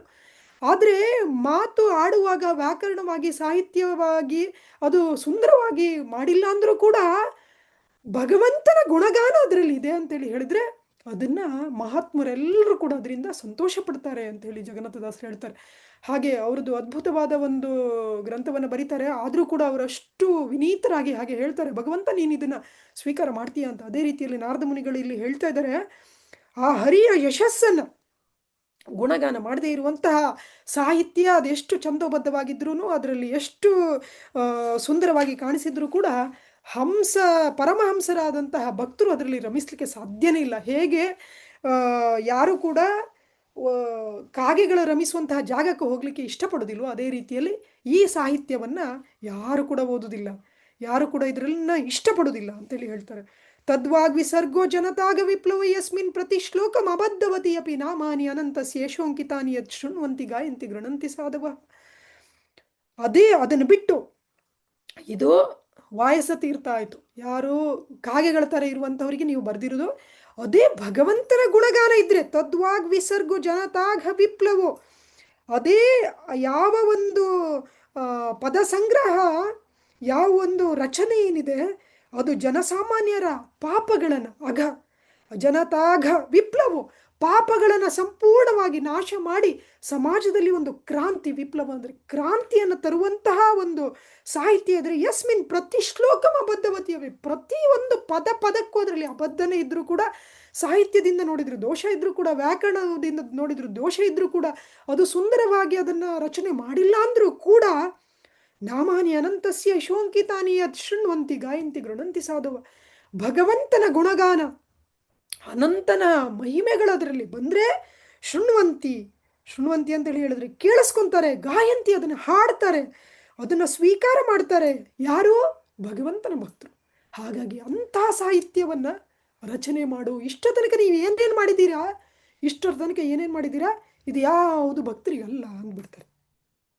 ಹಾಗಾಗಿ ತುಂಬ ಮುಖ್ಯವಾದ ಶ್ಲೋಕ, ನಾವೆಲ್ಲರೂ ಕೂಡ ನೆನ್ಪಿಟ್ಟುಕೊಂಡು ಈ ಒಂದು ರೀತಿಯಲ್ಲಿ ನಾವು ಯಾಕೆ ಅಂತೇಳಿ ಹೇಳಿದ್ರೆ, ಶ್ರೀಮದ್ ಭಾಗವತ ಜನರ ಪಾಪಗಳನ್ನು ಸಂಪೂರ್ಣವಾಗಿ ನಾಶ ಮಾಡಿ ಸಮಾಜದಲ್ಲಿ ಕ್ರಾಂತಿಯನ್ನು ತರುವಂತಹ ಗ್ರಂಥ ಶ್ರೀಮದ್ ಭಾಗವತ. ಹಾಗಾಗಿ ಈ ಭಾಗವತ ಯಾರಾದರೂ ಸಮಾಜದಲ್ಲಿ ಕಲ್ಯಾಣವನ್ನು ಬಯಸುವುದಾದರೆ, ನನ್ನ ಸಮಾಜ ಚೆನ್ನಾಗಿರ್ಬೇಕಪ್ಪ, ನಮ್ಮ ಮನೆಯವರು ಚೆನ್ನಾಗಿರ್ಬೇಕಪ್ಪ, ನನ್ನ ಬಂಧುಗಳು ಚೆನ್ನಾಗಿರ್ಬೇಕಪ್ಪ, ನಾನು ಚೆನ್ನಾಗಿರ್ಬೇಕಂತ ಯಾರಾದರೂ ಬಯಸಿದ್ರೆ ಮಾಡಬೇಕಾಗಿರುವಂತಹ ಕೆಲಸ ಏನು ಅಂತ ಹೇಳಿದ್ರೆ ಶ್ರೀಮದ್ ಭಾಗವತದ ವಿತರಣೆಯನ್ನು ಮಾಡಬೇಕು ಅಷ್ಟೇ, ಬೇರೆ ಏನು ಮಾಡಬೇಕಾಗಿಲ್ಲ. ಈ ಅಧ್ಯಾಯದಿಂದ ಇಷ್ಟು ನಾವು ಅರ್ಥ ಮಾಡಿಕೊಂಡ್ರೆ ನಮ್ಮ ಜನ್ಮ ಸಾರ್ಥಕ. ಅರ್ಥ ಮಾಡಿಕೊಂಡು ಆ ನಿಟ್ಟಿನಲ್ಲಿ ನಾವು ನಡಿಬೇಕು. ಹಾಗಾಗಿ ನಾರದ ಮುನಿಗಳು ಹೇಳ್ತಾ ಇದ್ದಾರೆ, ಬೇರೆ ಏನು ಮಾಡೋದು ವ್ಯರ್ಥ ಅಂತ. ಯಾರೋ ಒಬ್ಬ ಹಸಿದವನಿಗೆ ಊಟ ಕೊಡೋದು ಆ ಕ್ಷಣಕ್ಕೆ ಒಂದು ಕ್ಷಣಿಕವಾದ ಸಹಾಯ ಇರ್ಬೋದು ದೇಹಕ್ಕೆ. ಯಾರೋ ನಿರ್ಗತಿಕನಿಗೆ ಒಂದು ಬಟ್ಟೆ ಕೊಡೋದು ಅದು ಆ ಕ್ಷಣಕ್ಕೆ ಒಂದು ಕ್ಷಣಿಕವಾದ ಸಹಾಯ ಇರ್ಬೋದು. ಹಾಗೇನೆ ಆಸ್ಪತ್ರೆ ಕಟ್ಟೋದ್ರಿಂದ ಹಿಡಿದು ಪ್ರತಿಯೊಂದು ಕೂಡ ಸಮಾಜದಲ್ಲಿ ಏನೇನು ಕಲ್ಯಾಣ ಅಂದ್ಕೊಂಡು ಮಾಡ್ತಿದ್ದಾರೋ ನಾರದ ಮುನಿಗಳು ಹೇಳ್ತಾರೆ ಇದೆಲ್ಲ ವ್ಯರ್ಥ, ಇದು ಪೂರ್ತಿ ವ್ಯರ್ಥ. ಮಾಡಬೇಕಾಗಿರೋದೇನೋ ಶ್ರೀಮದ್ ಭಾಗವತದ ವಿತರಣೆ ಮಾಡಬೇಕು. ಇದರಿಂದ ಸಮಾಜದಲ್ಲಿ ಕ್ರಾಂತಿ ಆಗುತ್ತೆ. ಯಾಕೆ ಕ್ರಾಂತಿ ಆಗುತ್ತೆ? ಇವತ್ತು ಸಮಾಜದಲ್ಲಿ ಯಾಕೆ ಜನ ಕಷ್ಟದಲ್ಲಿದ್ದಾರೆ ಅಂತೇಳಿ ಹೇಳಿದ್ರೆ ಜನರ ಪಾಪದಿಂದ. ಇವತ್ತು ನಾವು ನೋಡ್ತಾ ಇದ್ದೇವೆ ಸಮಾಜದಲ್ಲಿ ಎಷ್ಟೊಂದು ಪಾಪ ಕಾರ್ಯಗಳು ನಡೀತಾ ಇದೆ ಅಂತೇಳಿ ಹೇಳಿದ್ರೆ, ನಮಗೆ ಹಾಲು ಕೊಟ್ಟು ನಮ್ಮನ್ನು ಸಾಕುವಂತಹ ಹೆತ್ತ ತಾಯಿ 2 ವರ್ಷ ಹಾಲು ಕೊಟ್ಟರೆ ನಮ್ಮ ಜೀವಮಾನ ಪೂರ್ತಿ ಹಾಲು ಕೊಡುವಂಥದ್ದು ಗೋಮಾತೆ. ಅಂತಹ ಗೋಮಾತೆ ನಮ್ಮ ಕಣ್ಣ ಎದುರು ಕೂಡ ವಧೆ ಆಗ್ತಾ ಇದ್ರು ಕೂಡ ನಮಗೆ ಏನೂ ಅನಿಸೋದಿಲ್ಲ. ನಮಗೆ ನಾವು ಏನೂ ನಡೀತಾ ಇಲ್ವೇನೋ ಅನ್ನುವ ರೀತಿಯಲ್ಲಿ ಕಣ್ಣಿದ್ರೂ ಕುರುಡರ ಥರ ಜೀವನವನ್ನು ಮಾಡ್ತಾ ಇದ್ದೇವೆ. ಹಾಗೇನೆ ಸಮಾಜದಲ್ಲಿ ಎಷ್ಟೆಷ್ಟು ಕ್ರೌರ್ಯಗಳು ನಡೀತಾ ಇದೆ. ಇದೆಲ್ಲ ಯಾವುದರಿಂದ? ಪಾಪಪೂರಿತವಾದ ಒಂದು ಪ್ರಜ್ಞೆಯಿಂದ. ಈ ಪಾಪಪೂರಿತ ಪ್ರಜ್ಞೆಯನ್ನು ನಾವು ಪ್ರಜ್ಞೆಯನ್ನೇ ನಾವು ಕೃಷ್ಣ ಪ್ರಜ್ಞೆಗೆ ತರಬೇಕು, ಅಥವಾ ಅದನ್ನು ಸರಿಯಾದ ಒಂದು ಅದನ್ನು ಶುದ್ಧಿ ಮಾಡಬೇಕು, ಮನಸ್ಸನ್ನು ಶುದ್ಧಿ ಮಾಡಬೇಕು ಅಂತ ಹೇಳಿದ್ರೆ ಬೇರೆ ಯಾವುದರಿಂದ ಸಾಧ್ಯ ಇಲ್ಲ, ಶ್ರೀಮದ್ ಭಾಗವತದಿಂದ ಅನ್ನುವಂಥದ್ದನ್ನು ನಾರದ ಮುನಿಗಳು ಸುಸ್ಪಷ್ಟವಾಗಿ ಹೇಳಿದ್ದಾರೆ. ಹಾಗಾಗಿ ಇಲ್ಲಿ ಎಷ್ಟು ಜನರಿದ್ದೀರಾ, ನಿಮ್ಮವರಿಗೆ ಎಲ್ಲರೂ ಕೂಡ ನಮ್ಮವರೇ, ವೈಷ್ಣವರಿಗೆ ಎಲ್ಲರೂ ನಮ್ಮವರೇ, ಇಡೀ ಜಗತ್ತು ಕೂಡ ನಮ್ಮದೇ. ಯಾಕೆ ಅಂತೇಳಿ ಹೇಳಿದ್ರೆ, ಬೇರೆಯವರಿಗೆ ನಮ್ಮ ಅಮ್ಮನ ಹೊಟ್ಟೆಯಲ್ಲಿ ಹುಟ್ಟಿದವರು ನಮ್ಮ ಅಣ್ಣ ತಮ್ಮಂದಿರು, ಬೇರೆಯವರು. ಆದರೆ ನಮ್ಗೆ ಹಾಗಲ್ಲ. ನಮ್ಗೆ ಯಾಕೆ ಅಂತೇಳಿ ಹೇಳಿದ್ರೆ, ಮಮಯುವಾಂಶೋ ಜೀವಲೋಕೆ ಜೀವಭೂತ ಸನಾತನ, ಎಲ್ಲರೂ ಕೂಡ ನನ್ನ ಅಂಶ ಅಂತ ಭಗವಂತ ಹೇಳ್ತಾನೆ. ಹಾಗಾಗಿ ವೈಷ್ಣವರಿಗೆ ಇಡೀ ಜಗತ್ತೇ ನಮ್ಮವರು, ಎಲ್ಲರೂ ಕೂಡ ನಮ್ಮವರು. ಅಹಂ ಬೀಜ ಪ್ರದಪಿತ ಅಂತ ಭಗವಂತ ಹೇಳ್ತಾನೆ ಭಗವದ್ಗೀತೆಯಲ್ಲಿ. ನಾನು ಎಲ್ಲರ ತಂದೆ, ನಾನು ಬೀಜವನ್ನು ಸ್ಥಾಪನೆ ಮಾಡಿರುವಂತಹ ತಂದೆ ಅಂತ. ಹಾಗಾಗಿ ಬರೀ ಮನುಷ್ಯರಿಗೆ ಮಾತ್ರ ಅಲ್ಲ, ಎಲ್ಲ ಪ್ರಾಣಿ ಪಕ್ಷಿಗಳಿಗೂ ಕೂಡ 84 ಲಕ್ಷ ಜೀವರಾಶಿಗಳಿಗೆ ಎಲ್ಲರಿಗೂ ಕೂಡ ಭಗವಂತ ತಂದೆ. ಹಾಗಾಗಿ ಅವರೆಲ್ಲರೂ ಕೂಡ ನಮ್ಮ ಅಣ್ಣ ತಮ್ಮಂದಿರು, ಅಕ್ಕ ತಂಗಿರು. ಹಾಗಾಗಿ ಅವರೆಲ್ಲರಿಗೂ ಕೂಡ ಒಳ್ಳೇದಾಗಬೇಕು. ಇದು ಒಬ್ಬ ಭಕ್ತನ ಯೋಚನೆ. ಅವನು ಭಕ್ತ ಆದವನು ಈ ರೀತಿಯಲ್ಲಿ ಇರಬೇಕು. ಅದಕ್ಕೋಸ್ಕರ ಭಕ್ತರಿಗೆ ಪರದುಃಖ ದುಃಖಿ ಅಂತೇಳಿ ಹೇಳ್ತಾರೆ. ಬೇರೆಯವರ ದುಃಖವನ್ನ ನೋಡಿ ದುಃಖ ಪಡುವಂಥವನು ಭಗವಂತನ ಭಕ್ತ. ಹಾಗಾಗಿ ಇದರಲ್ಲಿ ನಾವು ಅರ್ಥ ಮಾಡ್ಕೊಳ್ಬೇಕು, ಎಲ್ಲಿಯ ತನಕ ಭಾಗವತ ಒಬ್ಬರ ಜೀವನದಲ್ಲಿ ಬರುವುದಿಲ್ವೋ ಅಲ್ಲಿಯ ತನಕ ಅವರು ಖುಷಿಯಾಗಿರ್ಲಿಕ್ಕೆ ಸಾಧ್ಯನೇ ಇಲ್ಲ. ಅವರಲ್ಲಿ ಎಷ್ಟೇ ಸಂಪತ್ತಿರ್ಬೋದು, ಎಷ್ಟೇ ಭೌತಿಕವಾದ ವಿದ್ಯೆ ಇರ್ಬೋದು, ಎಷ್ಟೇ ಒಳ್ಳೆ ಕೆಲಸದಲ್ಲಿ ಅವರು ಇರ್ಬೋದು, ನೋಡ್ಲಿಕ್ಕೆ ನಗ್ನಗ್ತಾ ಇರ್ಬೋದು, ಆದರೆ ಒಳಗಡೆಯಿಂದ ಅವರು ಸಂತೋಷವಾಗಿರ್ಲಿಕ್ಕೆ ಸಾಧ್ಯನೇ ಇಲ್ಲ. ಆಮೇಲೆ ಇದಕ್ಕೆ ಈ ಸಮಸ್ಯೆಗೆ ಪರಿಹಾರ ಏನು? ಶ್ರೀಮದ್ ಭಾಗವತನೇ ಇದಕ್ಕೆ ಪರಿಹಾರ, ಬೇರೆ ಏನು ಪರಿಹಾರ ಇಲ್ಲ. ಹಾಗಾಗಿ ತದ್ವಾಗ್ ವಿಸರ್ಗೋ ಜನತಾಘ ವಿಪ್ಲವೋ, ಸಮಾಜದಲ್ಲಿ ಜನರ ಪಾಪ ಪೂರಿತವಾದ ಹೃದಯವನ್ನ, ಕಲುಷಿತವಾದ ಹೃದಯವನ್ನ ಶುದ್ಧ ಮಾಡಿ ಸಮಾಜದಲ್ಲಿ ಕಲ್ಯಾಣವನ್ನು ಮಾಡುವಂತಹ ಒಂದೇ ಒಂದು ಕೆಲಸ ಏನಪ್ಪಾ ಅಂತ ಹೇಳಿದ್ರೆ ಅದು ಶ್ರೀಮದ್ ಭಾಗವತದ ವಿತರಣೆ. ಆದ್ರಿಂದ ನಾವೆಲ್ಲರೂ ಕೂಡ ಮಾಡಬೇಕಾಗಿರುವಂತಹ ಕೆಲಸ ಅದೇನೆ. ನಾವಿವತ್ತು ಭಾಗವತದ ರಸವನ್ನ ಆಸ್ವಾದಿಸ್ತಾ ಇದ್ದೇವೆ. ಭಾಗವತದ ಒಂದು ನಾರದ ಮುನಿಗಳ ಕೃಪೆ, ವೇದವ್ಯಾಸರ ಕೃಪೆ, ಶ್ರೀಲ ಪ್ರಭುಪಾದರ ಕೃಪೆಯನ್ನು ನಾವು ಅನುಭವಿಸ್ತಾ ಇದ್ದೇವೆ. ಇದನ್ನು ನಾವು ಹಂಚಬೇಕು. ಭಾಗವತದಲ್ಲೇ ಒಂದು ಶ್ಲೋಕ ಬರುತ್ತೆ, ನಾವು ಒಬ್ಬ ಭಕ್ತನ ಜ್ಞಾನ ಏನಿದೆ ಅದನ್ನು ಹಂಚಿಲ್ಲ ಅಂತೇಳಿ ಹೇಳಿದ್ರೆ ತೂತಾದ ಮಡಕೆ ಥರ ಸೋರಿ ಹೋಗುತ್ತೆ ಅಂತ. ತೂತಾದ ಮಡಕೆಯಲ್ಲಿ ಎಷ್ಟು ನೀರು ತುಂಬಿಸಿದ್ರು ಅದು ಸೋರಿ ಹೋಗುತ್ತೆ, ಅದರೊಳಗೆ ನಿಲ್ಲುವುದಿಲ್ಲ. ಹಾಗೇನೆ ಈ ಜ್ಞಾನ, ಭಗವಂತನ ಜ್ಞಾನ ಏನಿದೆ, ಭಾಗವತ ಏನಿದೆ, ನಾವಿದನ್ನು ಹಂಚದಷ್ಟು ಕೂಡ ಭಗವಂತನ ಕೃಪೆ ನಮ್ಮ ಮೇಲೆ ಇನ್ನೂ ಜಾಸ್ತಿ ಆಗ್ತಾ ಹೋಗುತ್ತೆ. ಹಾಗಾಗಿ ಯಾರು ನಿಜವಾಗ್ಲೂ ಭಾಗವತವನ್ನು ಅರ್ಥ ಮಾಡ್ಕೊಂಡಿದ್ದಾರೋ ಅವರು ಇಡೀ ಪ್ರಪಂಚಕ್ಕೆ ಭಾಗವತವನ್ನು ಹಂಚಬೇಕು. ಯಾಕಂದ್ರೆ ಪ್ರಪಂಚದಲ್ಲಿ ಎಲ್ಲರೂ ಸಂತೋಷವಾಗಿರಲಿ. ಈಗ ನೋಡಿ, ಎಲ್ಲೋ ಯುದ್ಧ ನಡೀತಾ ಇದೆ, ಎಷ್ಟೋ ಜನ ಸಾಯ್ತಾ ಇದ್ದಾರೆ, ಎಷ್ಟೋ ಕಡೆ ಅದರದ್ದು ವಿಪರೀತ ಪರಿಣಾಮಗಳು ನಮ್ಮ ದೇಶದ ಮೇಲೂ ಕೂಡ ಬೀಳ್ತಾ ಇದೆ. ಹಾಗಾಗಿ ಭಗವಂತನ ಭಕ್ತ ಅದನ್ನು ಯಾಕೆ ಈ ಥರ ಜನ ಅಂಧಕಾರದಲ್ಲಿದ್ದಾರೆ, ಯಾಕೆ ಈ ರೀತಿಯಲ್ಲಿ ಅಂದರೆ ಒಂದಲ್ಲ ಒಂದು ರೀತಿಯ ತೊಂದರೆಗಳು ಸಮಾಜದಲ್ಲಿ ನಡೀತಾನೇ ಇದೆ. ಶ್ರೀಲ ಪ್ರಭುಪಾದರು ಹೇಳ್ತಾರೆ, ಸಮಾಜದಲ್ಲಿ, ಇಡೀ ಸಮಾಜದಲ್ಲಿ, ಶ್ರೀಲ ಪ್ರಭುಪಾದರು ಇದರಲ್ಲೇ ಹೇಳ್ತಾರೆ, ಅಂದರೆ ಪ್ರಸ್ತಾವನೆಯಲ್ಲೇ ಹೇಳ್ತಾರೆ, ಇಡೀ ಸಮಾಜದಲ್ಲಿ ಕ್ರಾಂತಿಯನ್ನು ತರುವಂತಹ ಗ್ರಂಥ ಶ್ರೀಮದ್ ಭಾಗವತಂ. ಆದ್ರಿಂದ ಇದನ್ನು ಶ್ರೀಲ ಪ್ರಭುಪಾದರು ಹೇಳ್ತಾರೆ, ಪ್ರತಿ ಶಾಲೆಗಳಲ್ಲಿ, ಕಾಲೇಜುಗಳಲ್ಲಿ ಇದನ್ನು ಶ್ರೀಮದ್ ಭಾಗವತ ಪಠ್ಯ ಪುಸ್ತಕ ಆಗಬೇಕು ಅಂತೇಳಿ ಹೇಳ್ತಾರೆ. ನಮ್ಮಲ್ಲಿ ಎಷ್ಟೋ ಜನ ಭಕ್ತರ ಮನೆಯಲ್ಲೂ ಕೂಡ ಮಕ್ಕಳಿಗೂ ಕೂಡ ನಾವು ಭಾಗವತವನ್ನು ಓದಿಸ್ತಾ ಇಲ್ಲ. ಶ್ರೀಲ ಪ್ರಭುಪಾದರ ಆಶಯ ಏನಿತ್ತು, ಇದು ಶಾಲೆಗಳಲ್ಲಿ, ಕಾಲೇಜುಗಳಲ್ಲಿ ಪಠ್ಯ ಪುಸ್ತಕ ಆಗಬೇಕು ಅಂತ. ಆದ್ದರಿಂದ ಪ್ರತಿಯೊಬ್ಬ ಮಗು ಕೂಡ ಶ್ರೀಮದ್ ಭಾಗವತವನ್ನು ಓದುವ ಥರ ಆಗಬೇಕು. ನಮ್ಮ ಮನೆಯಲ್ಲಿ ಮಾತ್ರ ಅಲ್ಲ, ಪ್ರತಿಯೊಬ್ಬರ ಮನೆಯಲ್ಲಿ. ಆದ್ದರಿಂದ ನಾವು ಶ್ರೀಮದ್ ಭಾಗವತವನ್ನು ವಿತರಣೆ ಮಾಡುವಾಗ ಕೂಡ ಪ್ರತಿಯೊಬ್ಬರ ಮನೆಗೂ ಕೂಡ, ಈಗ ಉದಾಹರಣೆಗೆ ನಮ್ಮ ಈ ಇದರಲ್ಲಿ ಎಲ್ಲರೂ ಕನ್ನಡದವರು ಇದ್ದೀರಾ, ಒಂದು ಕನ್ನಡ ಭಾಗವತಮ, ಇನ್ನೊಂದು ಇಂಗ್ಲೀಷ್ ಭಾಗವತಮ ನಾವು ಕೊಡಲೇಬೇಕು. ಯಾಕೆ ಅಂತ ಹೇಳಿದ್ರೆ ಮಕ್ಕಳೆಲ್ಲ ಇಂಗ್ಲೀಷ್ ಮೀಡಿಯಮಿಗೆ ಹೋಗ್ತಾ ಇರ್ತಾರೆ. ಕನ್ನಡವನ್ನು ಕೊಟ್ಟರೆ ಅವರಿಗೆ ಓದ್ಲಿಕ್ಕೆ ಆಗೋದು ಇಲ್ಲ, ಆಮೇಲೆ ಓದಿ ಅರ್ಥ ಮಾಡ್ಕೊಳ್ಳಿಕ್ಕೆ ಅವ್ರಿಗೆ ಆಗೋದಿಲ್ಲ. ಆದ್ದರಿಂದ ಅವರು ಇಂಗ್ಲೀಷಲ್ಲಿ ಓದುವ ಥರ ನಾವು ಅವರಿಗೆ ಪ್ರೇರಣೆ ಮಾಡಬೇಕು. ಆಮೇಲೆ ಬೇರೆಯವರು ದೊಡ್ಡವರು ಇರ್ತಾರೆ, ಅಪ್ಪ ಅಮ್ಮ ಇರ್ತಾರೆ, ಅಜ್ಜಿ ಇರ್ತಾರೆ, ಅವರಿಗೆ ಕನ್ನಡದಲ್ಲಿ ಓದಲಿಕ್ಕೆ ನಾವು ಇದು ಮಾಡಬೇಕು. ನಾವು ಇದರಲ್ಲಿ ಸಂಕೋಚ ಮಾಡ್ಕೊಳ್ಬಾರ್ದು. ಯಾಕೆ ಅಂತೇಳಿ ಹೇಳಿದ್ರೆ ನಾವು ಅವರಿಗೆ ಮಾಡುವಂತಹ ಏಕೈಕ ಸಹಾಯ ಏನಿದೆ ಇದೇನೆ, ಬೇರೆ ಏನು ಮಾಡಿದ್ದು ವ್ಯರ್ಥ. ಅದನ್ನೇ ನಾರದ ಮುನಿಗಳು ಇಲ್ಲಿ ಒತ್ತಿ ಹೇಳ್ತಾ ಇದ್ದಾರೆ, ಸಮಾಜದಲ್ಲಿ ಕ್ರಾಂತಿಯನ್ನು ಮಾಡುವಂತಹ ಗ್ರಂಥ ಶ್ರೀಮದ್ ಭಾಗವತಂ ಅಂತ ಹೇಳಿ. ಬೇರೆ ಏನು ಮಾಡಿನೂ ಏನು ಪ್ರಯೋಜನ ಇಲ್ಲ. ಎಷ್ಟೋ ಜನ, ಯಾರೋ ಒಬ್ಬ ಡಾಕ್ಟರ್, ಅವನು ಯಾವುದೋ ಒಂದು ಒಳ್ಳೆ ಕಾಲೇಜಲ್ಲಿ, ಮೆಡಿಕಲ್ ಕಾಲೇಜಲ್ಲಿ MBBS ಮಾಡಿ, ಒಳ್ಳೆ ಕಾಲೇಜಲ್ಲಿ, ಡೆಲ್ಲಿಯಲ್ಲಿ ಒಳ್ಳೆ ಕಾಲೇಜಲ್ಲಿ ರ್ಯಾಂಕ್ ಸ್ಟೂಡೆಂಟ್, ಒಳ್ಳೆ ಸೀಟ್ ಸಿಕ್ಕಿ PG, ಆಮೇಲೆ 4ನೇ ಮಹಡಿಯಿಂದ ಕೆಳಗಡೆ ಹಾರಿ ಆತ್ಮಹತ್ಯೆ ಮಾಡ್ಕೊಂಡ. ಹೀಗೆ ಜನರು ಯಾರು ಕೂಡ, ಎಷ್ಟೋ ಶ್ರೀಮಂತರು ಕೂಡ ಆತ್ಮಹತ್ಯೆ ಮಾಡ್ಕೊಳ್ಳೋದನ್ನು ನಾವು ನೋಡ್ತೇವೆ. ಇನ್ನೊಬ್ಬರು ಇತ್ತೀಚೆಗೆ ನಮ್ಮ ಒಂದು ಇದರಲ್ಲೇ ಗ್ರೂಪಲ್ಲೇ ಇದಾಗ್ತಾ ಇತ್ತು, ಒಬ್ಬರು ಮಕ್ಕಳ ತಜ್ಞರು, ಒಳ್ಳೆ ಹೆಸರುವಾಸಿಯಾಗಿದ್ದರು ಕೂಡ, ಚಿಕ್ಕ ಮಗು ಇತ್ತು, 6 ತಿಂಗಳ ಮಗು ಇತ್ತು. ಅದನ್ನು ಬಿಟ್ಟು, ಹೆಂಡತಿನ ಬಿಟ್ಬಿಟ್ಟು ಅವರು ಆತ್ಮಹತ್ಯೆ ಮಾಡ್ಕೊತಾರೆ.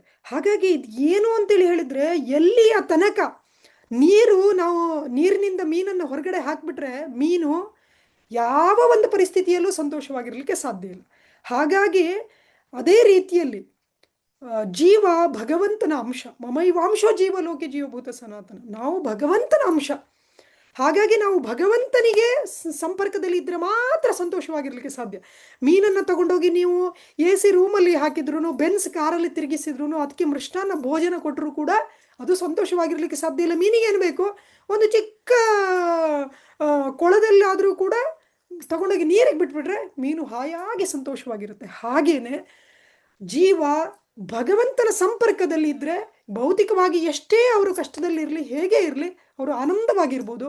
ಆದರೆ ಭೌತಿಕವಾದ ಎಲ್ಲ ಸೌಲಭ್ಯಗಳನ್ನು ಕೊಟ್ಟು ಕೂಡ ಭಗವಂತನ ಸಂಪರ್ಕ ಇಲ್ಲ ಅಂತೇಳಿ ಹೇಳಿದರೆ ಯಾರು ಕೂಡ ಸಂತೋಷವಾಗಿರಲಿಕ್ಕೆ ಸಾಧ್ಯನೇ ಇಲ್ಲ. ಆದ್ದರಿಂದ ಎಲ್ಲರಿಗೂ ಬೇಕಾಗಿರೋದು, ಶ್ರೀಲ ಪ್ರಭುಪಾದರು ಹೇಳ್ತಾರೆ, ಮುನ್ನುಡಿಯಲ್ಲಿ ಹೇಳ್ತಾರೆ, ಜೀವದ ನಿಜವಾದ ಒಂದು ಆಕಾಂಕ್ಷೆ ಏನಿದೆ ಅದು ಶ್ರೀಮದ್ ಭಾಗವತಂ ಅಂತ ಹೇಳಿ. ಎಲ್ಲರಿಗೂ ಆಕಾಂಕ್ಷೆ ಇದೆ, ನಾನು ಸಂತೋಷವಾಗಿರಬೇಕು, ನಾನು ಆನಂದವಾಗಿರಬೇಕು, ನಾನು ಚೆನ್ನಾಗಿರಬೇಕು ಅಂತ ಎಲ್ರಿಗೂ ಆಕಾಂಕ್ಷೆ ಇದೆ. ಆದರೆ ಅದು ಎಲ್ಲಿ, ನಾನು ಹೇಗೆ ಅಂತೇಳಿ ಯಾರಿಗೂ ಗೊತ್ತಿಲ್ಲ. ಇದು ಗೊತ್ತಿರೋದು ವೈಷ್ಣವರಿಗೆ ಮಾತ್ರ. ಈಗ ನಾರದ ಮುನಿಗಳು ಹೇಳ್ತಾ ಇದ್ದಾರೆ ವೇದವ್ಯಾಸರಿಗೆ, ಯಾಕೆ ನೀನು ಸಂತೋಷವಾಗಿಲ್ಲ? ಯಾಕೆಂತ ಹೇಳಿದ್ರೆ ಧರ್ಮ ಅರ್ಥ ಕಾಮ ಮೋಕ್ಷದ ಬಗ್ಗೆ ಏನು ಬೇಕು ಎಲ್ಲ ಮಾಡಿದೀಯ, ಆದರೆ ಭಾಗವತವನ್ನು ಕೊಟ್ಟಿಲ್ಲ, ಭಗವಂತನ ಗುಣಗಾನವನ್ನು ಮಾಡಿದೆ, ಆದ್ರಿಂದ ನೀನು ಸಂತೋಷ ಆಗಿಲ್ಲ. ಹಾಗೇನೆ ಸಾಮಾನ್ಯ ಜನರಿಗೆ ಇದರದ್ದು ಜ್ಞಾನ ಇಲ್ಲ. ಅವ್ರೇನು ಅನ್ಕೊಂತಾರೆ, ಈಗ ನನಗೆ ಈಗ ಮನೆ ನಂದಿಲ್ಲ, ಸ್ವಂತ ಮನೆ ಇಲ್ಲ, ಬಾಡಿಗೆ ಮನೆಯಲ್ಲಿದ್ದೇನೆ, ಸ್ವಂತ ಮನೆ ಮಾಡಿದರೆ ನಾನು ಸಂತೋಷವಾಗಿರ್ಬೋದು. ನಾನಂತೂ ಚೆನ್ನಾಗಿ ಓದಲಿಲ್ಲ, ನನ್ನ ಮಕ್ಕಳು ಅದಕ್ಕೆ ನಾನು ಸಂತೋಷವಾಗಿಲ್ಲ, ನನ್ನ ಮಕ್ಕಳು ಚೆನ್ನಾಗಿ ಓದಿ ಅವರೊಂದು ಒಳ್ಳೆ ಕೆಲಸ ತಗೊಂಡ್ರೆ ನಾನು ಸಂತೋಷವಾಗಿರ್ಬೋದು. ಹೀಗೆ ಕನಸು ಕಾಣ್ತಾ ಇರ್ತಾರೆ, ಬಿಟ್ಟರೆ ಜನರಿಗೆ ಗೊತ್ತಿಲ್ಲ. ಮತ್ತೆ ವಿದು ಸ್ವಾರ್ಥ ಗತಿ ಮೀ ವಿಷ್ಣು, ಜನರಿಗೆ ನಿಜವಾದ ಸ್ವಾರ್ಥ ಏನು ಅಂತ ಹೇಳ್ಬಿಟ್ಟು ಅವರಿಗೆ ಗೊತ್ತಿಲ್ಲ. ವಿಷ್ಣುನೇ ನಮ್ಮ ಸ್ವಾರ್ಥ ಅಂತೇಳಿ ಗೊತ್ತಿಲ್ಲ. ಆದ್ರಿಂದ ಹೇಗೆ ನಾರದ ಮುನಿಗಳು ವೇದವ್ಯಾಸರಿಗೆ ಹೇಳ್ತಾ ಇದ್ದಾರೋ, ನೀನು ಸಂತೋಷವಾಗಿರ್ಲಿಕ್ಕೆ ಹೇಗೆ ಸಾಧ್ಯ ಅಂದರೆ ಭಾಗವತದಿಂದಲೇ ಸಾಧ್ಯ, ಭಾಗವತವನ್ನು ಕೊಟ್ಟರಷ್ಟೇ ಸಾಧ್ಯ ಅಂತ. ಅದೇ ರೀತಿಯಲ್ಲಿ ನಾವು ಕೂಡ ನಾರದ ಮುನಿಗಳ ಒಂದು ಪರಂಪರೆಯಲ್ಲಿ ಶ್ರೀಲ ಪ್ರಭುಪಾದರ ಕೃಪೆಯಿಂದ ಇವತ್ತು ಬರೀ ಭಾಗವತ ಅಲ್ಲ, ಭಕ್ತಿ ವೇದಾಂತ ಭಾವಾರ್ಥ ಕೂಡ ನಮ್ಮಲ್ಲಿ ಶ್ರೀಲ ಪ್ರಭುಪಾದರ ಕೃಪೆಯಿಂದ ಇರುವುದರಿಂದ ನಾವು ಯಾವುದೇ ಒಂದು ಸಂಕೋಚ ಇಲ್ಲದೆ ಇಡೀ ಜಗತ್ತಿನ ಕಲ್ಯಾಣಕ್ಕೋಸ್ಕರ, ಜನರ ಕಲ್ಯಾಣಕ್ಕೋಸ್ಕರ ಶ್ರೀಮದ್ ಭಾಗವತವನ್ನು ತುಂಬ ಗಂಭೀರವಾಗಿ ನಾವು ವಿತರಣೆಯನ್ನು ಮಾಡಬೇಕು. ಮುಂದಿನ ಶ್ಲೋಕದಲ್ಲಿ ಹೇಳ್ತಾರೆ, ನೈಷ್ಕರ್ಮ್ಯಮಪಿ ಅಚ್ಯುತ ಭಾವವರ್ಜಿತಂ ನ ಶೋಭತೆ ಜ್ಞಾನಮಲಂ ನಿರಂಜನಂ ಕುತಃ ಪುನಃ ಶಶ್ವತ ಭದ್ರಮೀಶ್ವರೆ ನ ಚಾರ್ಪಿತಂ ಕರ್ಮ ಯದಪಿ ಅಕಾರಣಂ. ನೈಷ್ಕರ್ಮ್ಯಮಪಿ ಅಚ್ಯುತ ಭಾವವರ್ಜಿತಂ ಅಂದರೆ ನಿಷ್ಕಾಮ ಕರ್ಮ ಮಾಡಿದ್ರು ಕೂಡ ಆ ಜ್ಞಾನದಿಂದಲೂ ಕೂಡ ಜನರು ಸಂತೋಷವಾಗಿರ್ಲಿಕ್ಕೆ ಸಾಧ್ಯ ಇಲ್ಲ. ಅಂಥದ್ರಲ್ಲಿ ಕುತಃ ಪುನಃ ಶಶ್ವತ ಭದ್ರಮೀಶ್ವರೆ, ನಿಮ್ಮ ಈ ಒಂದು ಜನರು ಏನು ಕೆಲಸ ಮಾಡ್ತಾ ಇದ್ದಾರೆ ಇದು ಯಾವಾಗಲೂ ಅಭದ್ರನೇ, ಇದರಲ್ಲಿ ಯಾವುದೇ ಒಂದು ಒಳ್ಳೇದಾಗಲಿಕ್ಕೆ ಸಾಧ್ಯ ಇಲ್ಲ. ಯಾಕೆ ಅಂತ ಹೇಳಿದ್ರೆ ಅಚ್ಯುತನ ಭಕ್ತಿಪೂರ್ವಕವಾದ ಸೇವೆಯಲ್ಲಿ ಬಳಸದ ಪಕ್ಷಕ್ಕೆ ಕರ್ಮಗಳ ಪ್ರಯೋಜನವಾದರೆ ಏನು? ಭಗವಂತ ಹೇಳ್ತಾನೆ, ಯಜ್ಞಾರ್ಥಾತ್ ಕರ್ಮಣೋ ಅನ್ಯತ್ರ ಲೋಕೋ ಎಂ ಕರ್ಮ ಬಂಧನ ಅಂತ. ವಿಷ್ಣುವಿಗೋಸ್ಕರ ಮಾಡದ ಕರ್ಮಗಳು ಕರ್ಮ ಬಂಧನ. ಅಂಥದ್ರಲ್ಲಿ ಈಗಿನ ಜನ ವಿಷ್ಣುವಿನ ಹೆಸರು ಕೂಡ ಹೇಳುವುದಿಲ್ಲ, ವಿಷ್ಣುವಿಗೋಸ್ಕರ ಬಿಡಿ, ವಿಷ್ಣುವಿನ ಹೆಸರು ಕೂಡ ಹೇಳುವುದಿಲ್ಲ. ಆ ರೀತಿಯಲ್ಲಿ ಕರ್ಮ ಮಾಡಿ ಅವರಿಗೆ ಹೇಗೆ ಶುಭ ಆಗಲಿಕ್ಕೆ ಸಾಧ್ಯ? ಅವರಿಗೆ ಶುಭ ಆಗಲಿಕ್ಕೆ ಯಾವುದೇ ರೀತಿಯ ಅವಕಾಶ ಇಲ್ಲ. ಹಾಗಾಗಿ ಎಲ್ಲಿ ನೋಡಿದ್ರು ಅಶುಭ, ಮಂಗಳನೇ ಕಾಣಿಸ್ತಾ ಇದೆ. ಆಮೇಲೆ ಹೇಳ್ತಾರೆ, ಇಷ್ಟೆಲ್ಲ ಹೇಳಿದ ಮೇಲೆ ಹೇಳ್ತಾರೆ, ನೀವು ಸಾಮಾನ್ಯರಲ್ಲ. ಅವರಿಗೆ ಗುರುಗಳಾದವರು ಸರಿಯಾದ ಒಂದು ಆದೇಶವನ್ನು ಕೊಟ್ಟು ಶಿಷ್ಯನಿಗೆ ತನ್ನ ಪರಿಸ್ಥಿತಿಯನ್ನು ವರ್ಣನೆ ಮಾಡಿದ ಮೇಲೆ ಒಂದು ಅವರಿಗೆ ಸ್ಫೂರ್ತಿ ಕೊಡುವಂತಹ ಮಾತುಗಳನ್ನು ಹೇಳ್ತಾರೆ. ಅದೇ ರೀತಿಯಲ್ಲಿ ನಾರದ ಮುನಿಗಳು ಹೇಳ್ತಾರೆ, ಅಥೋ ಮಹಾಭಾಗ ಭವಾನ್ ಅಮೋಘ ದೃಕ್, ಅಮೋಘ ದೃಕ್, ನೀನೇನು ಸಾಮಾನ್ಯದಲ್ಲ, ಪರಿಪೂರ್ಣ ದೃಷ್ಟಿ ಉಳ್ಳವನು, ನಿನಗೆ ಪರಿಪೂರ್ಣವಾದ ಭಗವಂತನ ದೃಷ್ಟಿ ಇದೆ. ಆದ್ರಿಂದ ಶುಚಿಶ್ರವ ಸತ್ಯರಥೋ ಧೃತವೃತಃ, ಆದ್ರಿಂದ ನೀವು ದೃಢವೃತವರು, ಸತ್ಯನಿರತರು. ಆದ್ರಿಂದ ಜನಸಾಮಾನ್ಯರನ್ನು ಎಲ್ಲ ಲೋಕ ಬಂಧನಗಳಿಂದ ಪಾರು ಮಾಡಲು ನೀವು ಧ್ಯಾನಸ್ಥಿತರಾಗಿ ಭಗವಂತನ ಲೀಲೆಗಳನ್ನು ಕುರಿತು ಚಿಂತನೆ ಮಾಡಿ ಅಂಥ ಒಂದು ಗ್ರಂಥವನ್ನು ಕೊಡಿ ಅಂತ ಹೇಳ್ಬಿಟ್ಟು ಹೇಳ್ತಾರೆ. ಆದ್ರಿಂದ ಸಮಾಧಿಯಲ್ಲಿ ಕೂತ್ಕೊಂಡು ಭಗವಂತನ ಚಿಂತನೆ ಮಾಡುವಂತಹ ಒಂದು ಗ್ರಂಥವನ್ನು ನೀವು ಕೊಡಬೇಕು. ಅದನ್ನು ಬಿಟ್ಟು ಬೇರೆದೆಲ್ಲದು ವ್ಯರ್ಥ. ಪುರಂದರದಾಸರು ಹೇಳ್ತಾರೆ, ವ್ಯರ್ಥವಲ್ಲವೇ ಜನ್ಮ, ವ್ಯರ್ಥವಲ್ಲವೇ ಅರ್ಥಿಯಿಂದ ಹರಿಯ ನಾಮ ನಿತ್ಯ ಸ್ಮರಿಸದವನ ಜನ್ಮ. ನಿತ್ಯ ಅಂದರೆ ಯಾವಾಗಲೂ ಭಗವಂತನ ನಾಮಸ್ಮರಣೆ ಮಾಡ್ತಾ ಭಗವಂತನ ಗುಣಗಾನನನ್ನು ಮಾಡದೇ ಇದ್ರೆ ಆ ಜನ್ಮ ವ್ಯರ್ಥ ಅಂತ. ತಥೋ ಅನ್ಯಥಾ ಕಿಂಚಿನ್ ಯದ್ವಿವಕ್ಷತಃ ಅಂತೇಳಿ ಹೇಳಿದ್ರೆ, ನೀವು ವರ್ಣಿಸ ಬಯಸುವ ಯಾವ ವಿಷಯವೇ ಆಗಲಿ ಅದು ಭಗವದ್ ದೃಷ್ಟಿಯಿಂದ ಭಿನ್ನವಾಗಿದ್ದರೆ, ಅನ್ಯ ಆಗಿದ್ದರೆ, ಭಗವಂತನಿಗಿಂತ ಭಿನ್ನವಾಗಿದ್ದರೆ, ಅಥವಾ ಭಗವಂತನಿಗೋಸ್ಕರ ಇಲ್ಲ ಅಂದರೆ, ಗಾಳಿಯಿಂದ ಪೀಡಿತವಾದ ನೌಕೆಯು ನೆಲೆ ತಲುಪದೆ ಕ್ಷೋಭೆಗೊಳ್ಳುವಂತೆ ನಾನಾ ನಾಮರೂಪ ಪರಿಣಾಮಗಳಿಂದ ಪ್ರತಿಕ್ರಿಯೆಯನ್ನು ಉಂಟು ಮಾಡಿ ಮನಸ್ಸನ್ನು ಕ್ಷೋಭೆಗೆ ಗುರಿ ಮಾಡುತ್ತದೆ. ಇದು ತುಂಬ ಮುಖ್ಯ. ಯಾಕೆ ಅಂತೇಳಿ ಹೇಳಿದ್ರೆ, ಭಗವಂತ ಕೂಡ ಭಗವದ್ಗೀತೆಯಲ್ಲಿ ಹೇಳ್ತಾನೆ, ವ್ಯವಸಾಯಾತ್ಮಿಕ ಬುದ್ಧಿ ಏಕೇಹ ಕುರು ನಂದನ ಬಹುಶಾಖ ಹೆನಂತಾಶ್ಚ ಬುದ್ಧಯೋ ಅವ್ಯವಸಾಯಿನಾಮ್ ಅಂತ. ವ್ಯವಸಾಯಾತ್ಮಿಕ ಬುದ್ಧಿ, ಭಗವಂತನಲ್ಲಿ ನೇರ ದೃಷ್ಟಿ ಅಥವಾ ಭಗವಂತನ ಸೇವೆಯಲ್ಲಿ ಮಾತ್ರ ಅಭಿರುಚಿ, ಅದು ಬಿಟ್ಟು ಬೇರೆ ಯಾವುದರಲ್ಲೂ ಕೂಡ ಆಸಕ್ತಿ ಇರಬಾರ್ದು. ಅದೇ ರೀತಿಯಲ್ಲಿ ಇಲ್ಲಿ ನೀವು ಭಿನ್ನ ಭಿನ್ನ ರೀತಿಯಲ್ಲಿ ವರ್ಣನೆ ಮಾಡಲಿಕ್ಕೆ ಹೋಗಿದ್ದೀರಾ, ಬೇರೆ ಬೇರೆ ರೀತಿಯಲ್ಲಿ ವರ್ಣನೆ ಮಾಡಲಿಕ್ಕೆ ಹೋಗಿದ್ದೀರಾ, ಅದೇನಾಗುತ್ತೆ ಅಂತೇಳಿ ಹೇಳಿದ್ರೆ ಮನಸ್ಸು ಒಂದು ಕಡೆ ನಿಲ್ಲುವುದಿಲ್ಲ. ಹೇಗೆ ದೋಣಿ ಹೋಗ್ತಾ ಇದ್ದಾಗ ಗಾಳಿ ಬಂದರೆ ದೋಣಿ ಆ ಕಡೆ ಈ ಕಡೆ ಅಲ್ಲೋಲ ಕಲ್ಲೋಲ ಆಗುತ್ತೆ, ಒಂದು ಕಡೆ ಸ್ಥಿರವಾಗಿ ನಿಲ್ಲಕ್ಕೆ ಸಾಧ್ಯ ಇಲ್ಲನೋ ಅದೇ ರೀತಿಯಲ್ಲಿ ಭಗವಂತನಲ್ಲಿ ನೆಲೆಗೊಳ್ಳದ ಮನಸ್ಸು ಅಲ್ಲಿ ಇಲ್ಲಿ ಓಡಾಡ್ತಾ ಇರುತ್ತೆ. ನಾವು ನೋಡ್ತೀನಿ ಇವತ್ತಿನ ವಾರ್ತೆ ಬೇರೆ, ನಿನ್ನೆ ವಾರ್ತೆ ಬೇರೆ ಥರ, ನಾಳೆ ವಾರ್ತೆ ಇನ್ನೊಂದು ಥರ. ಹಾಗಾಗಿ ಬೇರೆ ಬೇರೆ ಕಡೆ ಮನಸ್ಸು ಚಂಚಲವಾಗಿ ಓಡ್ತಾ ಇರುತ್ತೆ, ಅದು ಒಂದು ಕಡೆ ನಿಲ್ಲುವುದಿಲ್ಲ, ಅದು ಕ್ಷೋಭೆಗೊಳಗಾಗುತ್ತೆ, ಯಾವುದೇ ರೀತಿಯ ಸಮಾಧಾನ ಅದಕ್ಕೆ ಇಲ್ಲ. ಮುಂದಿನ ಶ್ಲೋಕ ತುಂಬ ಅದ್ಭುತ. ಜುಗುಪ್ಸಿತಂ ಧರ್ಮಕೃತೆ ಅನುಶಾಸತಃ ಸ್ವಭಾವರಕ್ತಸ್ಯ ಮಹಾನ್ ವ್ಯತಿಕ್ರಮಃ ಯದ್ವಾಕ್ಯತೋ ಧರ್ಮ ಇತಿ ತರಸ್ಥಿತೋ ನ ಮನ್ಯತೆ ತಸ್ಯ ನಿವಾರಣಂ ಜನಃ. ಹಾಗಾಗಿ ನೀವು ಏನು ಮಾಡಿದ್ದೀರ, ಇದು ಸಾಧುಗಳಿಗೆ ಜಿಗುಪ್ಸೆ ಬರುವ ಥರ ನೀವು ಮಾಡಿದ್ದೀರ, ಹೇವರಿಕೆ ಬರುವ ಥರ ಮಾಡಿದ್ದೀರ. ಯಾಕೆ ಅಂತೇಳಿ ಹೇಳಿದ್ರೆ ಸಾಧುಗಳಿಗೆ ಭಗವಂತನ ಗುಣಗಾನ ಬಿಟ್ಟು ಬೇರೆ ಯಾವುದರಲ್ಲೂ ಕೂಡ ಆಸಕ್ತಿ ಇಲ್ಲ. ಭಾಗವತದಲ್ಲಿ ಅಂಬರೀಷ್ ಮಹಾರಾಜರ ವರ್ಣನೆ ಬರುತ್ತೆ. ಸವೈ ಮನ ಕೃಷ್ಣ ಪದಾರವಿಂದಯೋ ವಾಚಾಂಸಿ ವೈಕುಂಠ ಗುಣಾನುವರ್ಣನೆ ಕರವು ಹರೇರ್ ಮಂದಿರ ಮಾರ್ಜನಾದಿಶು ಶ್ರುತಿಂ ಚಕಾರ ಚ್ಯುತ ಸತ್ಕಥೋದಯೇ ಅಂತೇಳಿ ಹೇಳಿದ್ರೆ, ಸವೈ ಮನ ಕೃಷ್ಣ ಪದಾರವಿಂದಯೋ, ಇಡೀ ಭೂಮಂಡಲಕ್ಕೆ ರಾಜರಾಗಿದ್ರು ಅಂಬರೀಷ್ ಮಹಾರಾಜರು. ನಾವು ಒಂದು ಮನೆ ಸಂಭಾಳಿಸ್ಲಿಕ್ಕೆ ಇಷ್ಟೊಂದು ಜವಾಬ್ದಾರಿ ಇದೆ, ನಾನು ಭಾಗವತಂ ಯಾವಾಗ ಓದೋಣ, ಭಾಗವತಂ ಯಾವಾಗ ವಿತರಣೆ ಮಾಡೋಣ, ಯಾವಾಗ ಜಪ ಮಾಡೋಣ ಅಂತ ಯೋಚನೆ ಮಾಡ್ತಾ ಇರ್ತೇವೆ. ಆದರೆ ಅಂಬರೀಷ್ ಮಹಾರಾಜರು ಇಡೀ ಭೂಮಂಡಲಕ್ಕೆ ಚಕ್ರವರ್ತಿ, ಇಡೀ ಭೂಮಿಯನ್ನು ನಿಭಾಯಿಸುವಂತಹ ಗುರುತರವಾದ ಜವಾಬ್ದಾರಿ ಉಳ್ಳವರು.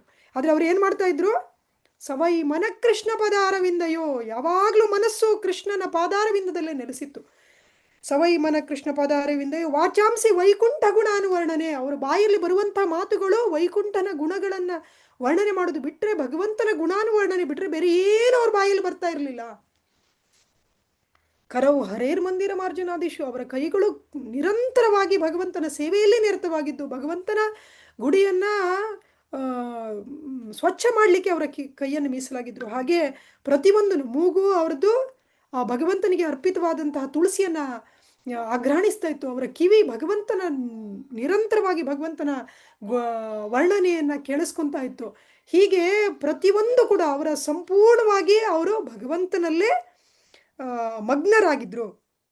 ಹಾಗಾಗಿ ಇದು ಸಾಧುಗಳ ಒಂದು ನಿರಂತರವಾದ ಯೋಚನೆ. ಆದರೆ ನೀವೇನು ಮಾಡಿದ್ದೀರಾ, ಸಾಧುಗಳಿಗೆ ಹೇವರಿಕೆ ಬರುವ ಥರ, ಹೇಸಿಗೆ ಆಗುವ ಥರ ಈ ಥರ ಒಂದು ಕೆಲಸವನ್ನು ಮಾಡಿದ್ದೀರಾ. ಭಗವಂತನಿಗೆ ಸಂತೋಷ ಆಗಲಿಲ್ಲ, ಇದರಿಂದ ಭಗವಂತನ ಭಕ್ತರಿಗೂ ಕೂಡ ಸಂತೋಷ ಆಗಲಿಲ್ಲ ಅಂತೇಳಿ ಹೇಳ್ಬಿಟ್ಟು ಹೇಳ್ತಾರೆ. ಯದ್ವಾಕ್ಯತೋ ಧರ್ಮ ಇದೀ ಥರ ಸ್ಥಿತೋ ನ ಮನ್ಯತೆ ತಸ್ಯ ನಿವಾರಣಂ ಜನಃ. ನೀವೇನು ಹೇಳಿದ್ದೀರಾ, ಈಗ ಉದಾಹರಣೆಗೆ ನೀವು ಅಮಾವಾಸ್ಯೆ ರಾತ್ರಿಯಲ್ಲಿ ಕಾಳಿದೇವಿಗೆ ಕುರಿಯನ್ನು ಬಲಿ ಕೊಟ್ಟು ಊರ ಹೊರಗಡೆ ಯಾರಿಗೂ ಆ ಕುರಿ ಕೂಗುದು ಯಾರಿಗೂ ಕೇಳಿಸ್ಬಾರ್ದು. ಆಮೇಲೆ ಅಮಾವಾಸ್ಯೆ ದಿನ ಮಾತ್ರ, ತಿಂಗಳಿಗೆ ಒಂದು ಸಲ ಬರುತ್ತೆ ಅಮಾವಾಸ್ಯೆ, ಅದು ದೂರದ ಊರಿಂದ ಹೊರಗಡೆ ಇರುವಂತಹ ಕಾಳಿ ಗುಡಿಯಲ್ಲಿ ಯಾವುದಾದ್ರೂ ಬಲಿಯನ್ನು ಕೊಡ್ಬೋದು. ಅದು ಹೇಗೆ, ಮಧ್ಯರಾತ್ರಿಯಲ್ಲಿ ಆ ಕುರಿ ಕೂಗುದು ಯಾರಿಗೂ ಕೂಡ ಕೇಳಿಸ್ಬಾರ್ದು.